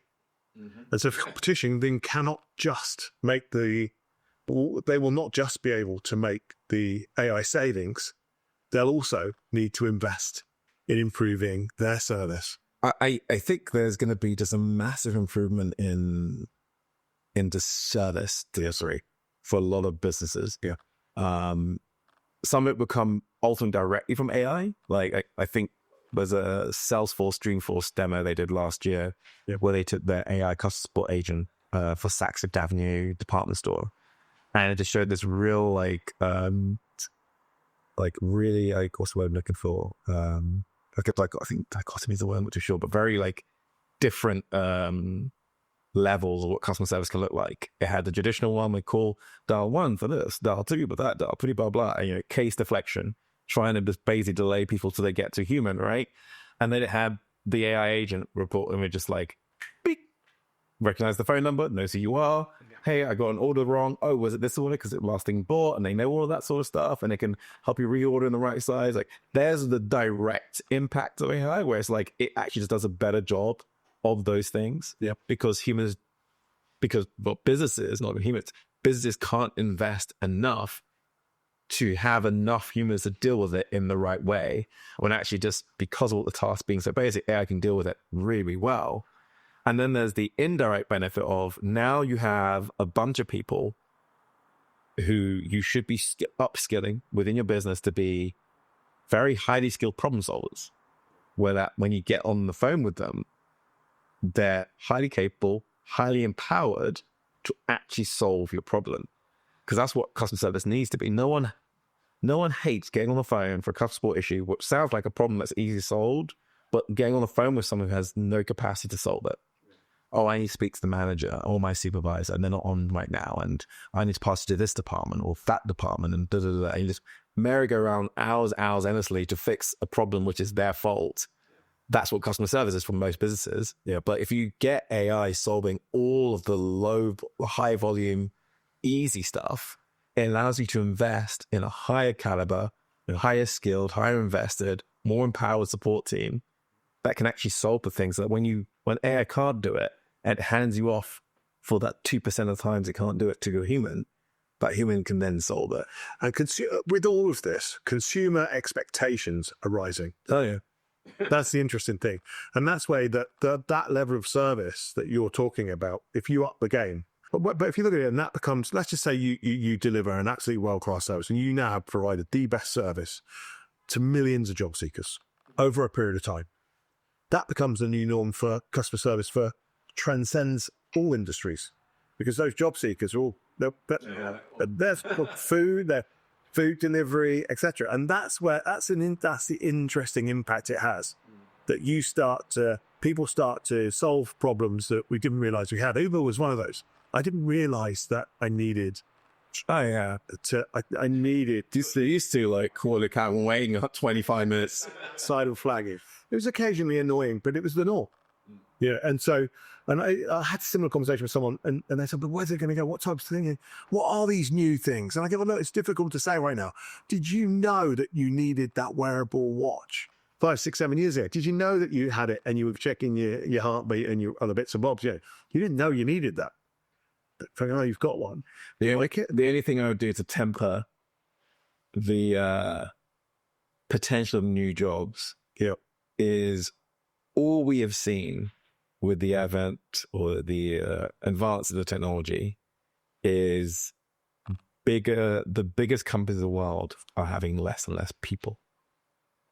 So the largest company in the world used to be the big, car industry manufacturers, GM or Ford or whatever, or the oil companies or whatever, or even banks to a degree. Then it became tech companies, and their revenues blew out of proportion, but the revenue per employee was insane. Yep. And now you see these new breed of startups where it's 20, 30 people doing 100 million ARR. And so again, you're just seeing lots of revenue going to fewer people. And I guess that's what you've seen with the concentration of wealth over time, right? And I could accelerate that trend. So there could be new opportunity, new jobs, but is it going to be a mass employer like Walmart? Or is it going to be a a Silicon Valley company that only employs a small subset of people relative to the revenues it has. Yeah, and time will tell. Where do you sit? Where do you actually sit on that? Where would you? I guess right now, today, I stand a little bit to the negative side. Yep. Because I'm a big believer that I do believe in free markets and whatnot, but I feel like free to a degree. There's no such thing as free markets. We don't have free markets anywhere. Every market is regulated to a point. The fact that we have a police force is regulation, right? Fundamentally. And I think like with something like AI coming along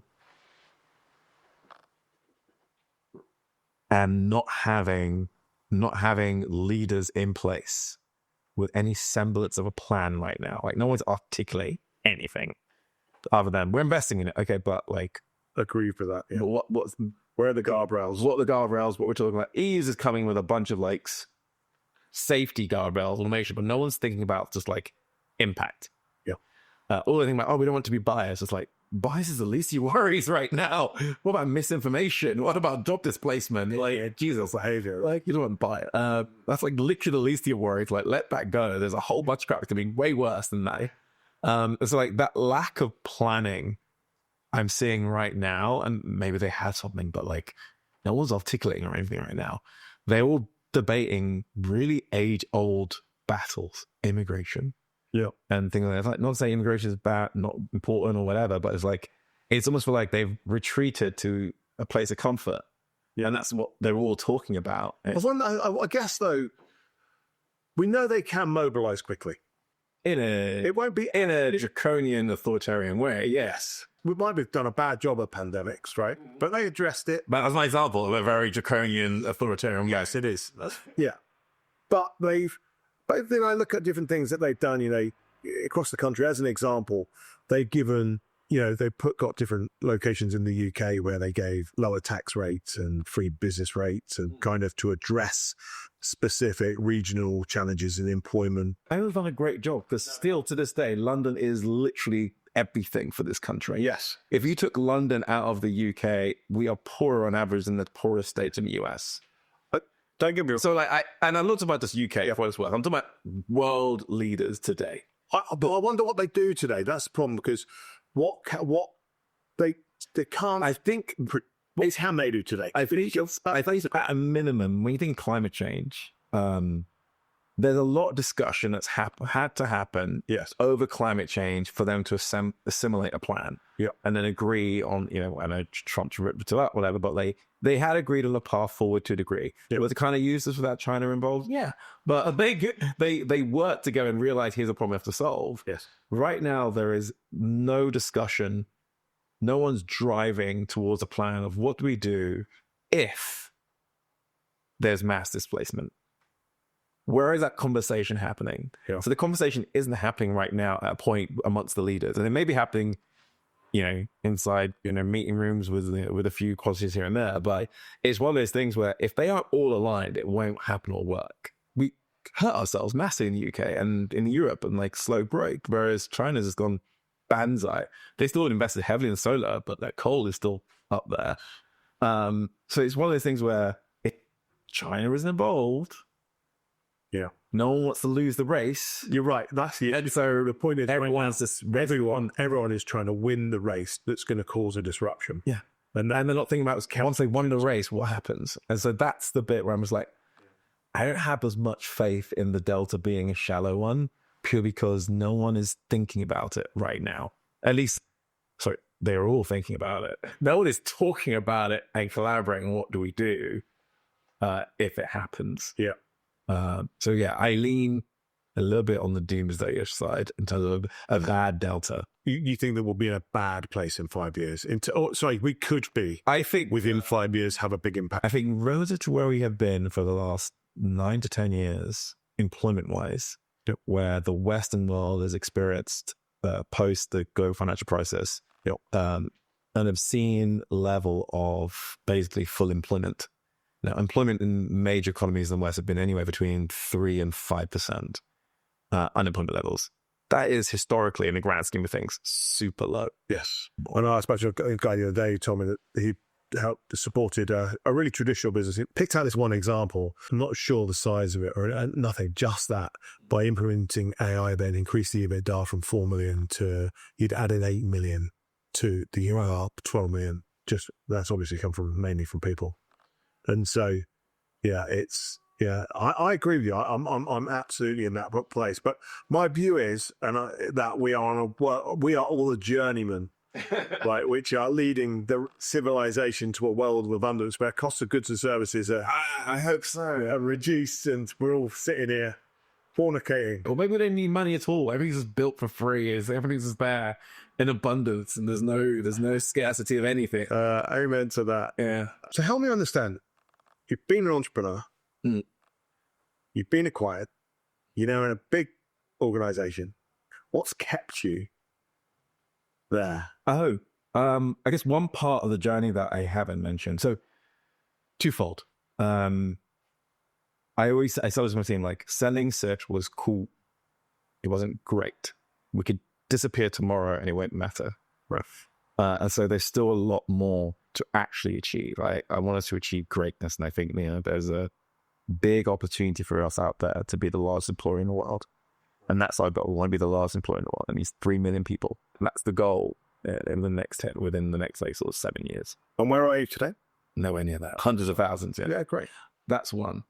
Two, the other major thing is I've been afforded a really amazing opportunity within Indeed that I don't think I could get anywhere else right now. 3 years ago, myself and Jack got added to the Indeed senior leadership team. And I know Indeed is not Meta or whatever, but it is de facto leader in the HR space. And so being able to be on the senior leadership team of a, 10 billion turnover company with 10, 12,000 people, employees, whatever, and be in the inside of the room and seeing the conversations and understanding how to run a business that size, and what to do and what not to do is invaluable. Amazing. I couldn't get that anywhere else right now. And so that is, from a more personal self perspective, that is really a big part why I'm here. So there's the mission of what we're going to do. Yep. And there's a personal gratification of hey, I'm on an Indeed SLT. It's amazing. Incredible. Those are the two things. And then the third one, a 3-year-old and 5-year-old is a lot of time. My life as an entrepreneur in a startup was way busier than my life now, despite having more people and whatnot. Yeah. But I had more control over my time today than I did back then when I was everything. The ferocious days of a startup. Yeah. And so many hats. It affords me the opportunity to spend more time with my kids than I could in a startup. So that'd be like having a third child. Amazing. And if that child pay the bills, got to make sure it can feed the mouths of the other two. You're really wedded to this opportunity that you feel, yes, 100% exists in the market. And it's what we tell people to end up being in Indeed and being in Indeed Flex is, yes, we're a business. We've got to make money. We've got to grow. We've got to tackle that opportunity, that 500 billion TAM. Great. But what makes it even better and a privilege is it's in a space which is helping people. Yes. And so we're not a non-profit by any stretch of the imagination, not a charity, but the work that we do does good for a lot of people. And some of the stories that we've had from the workers we've helped, whether we're helping them during furlough or just giving them access to work instantly and being able to get paid that same day so they can get gas in their car, whatever it may be, all of those things is super, it's very rewarding. Every 2 seconds or 1.2 seconds, someone gets hired on Indeed. Something like that. Great. And when you think about the core pillars of someone's life, family, friends, health, job, we're one of those pillars, enabling that for millions of people. Yeah. Every day. So that's the other cool aspect to it. The journey you're enjoying, the vision you're wedded to, and you've got this deep sense of social impact related to the purpose. Exactly. It's a great sense of Just lucky. unbelievable journey you've been on. Thanks again. Really, real pleasure. I think it's been a fun chat.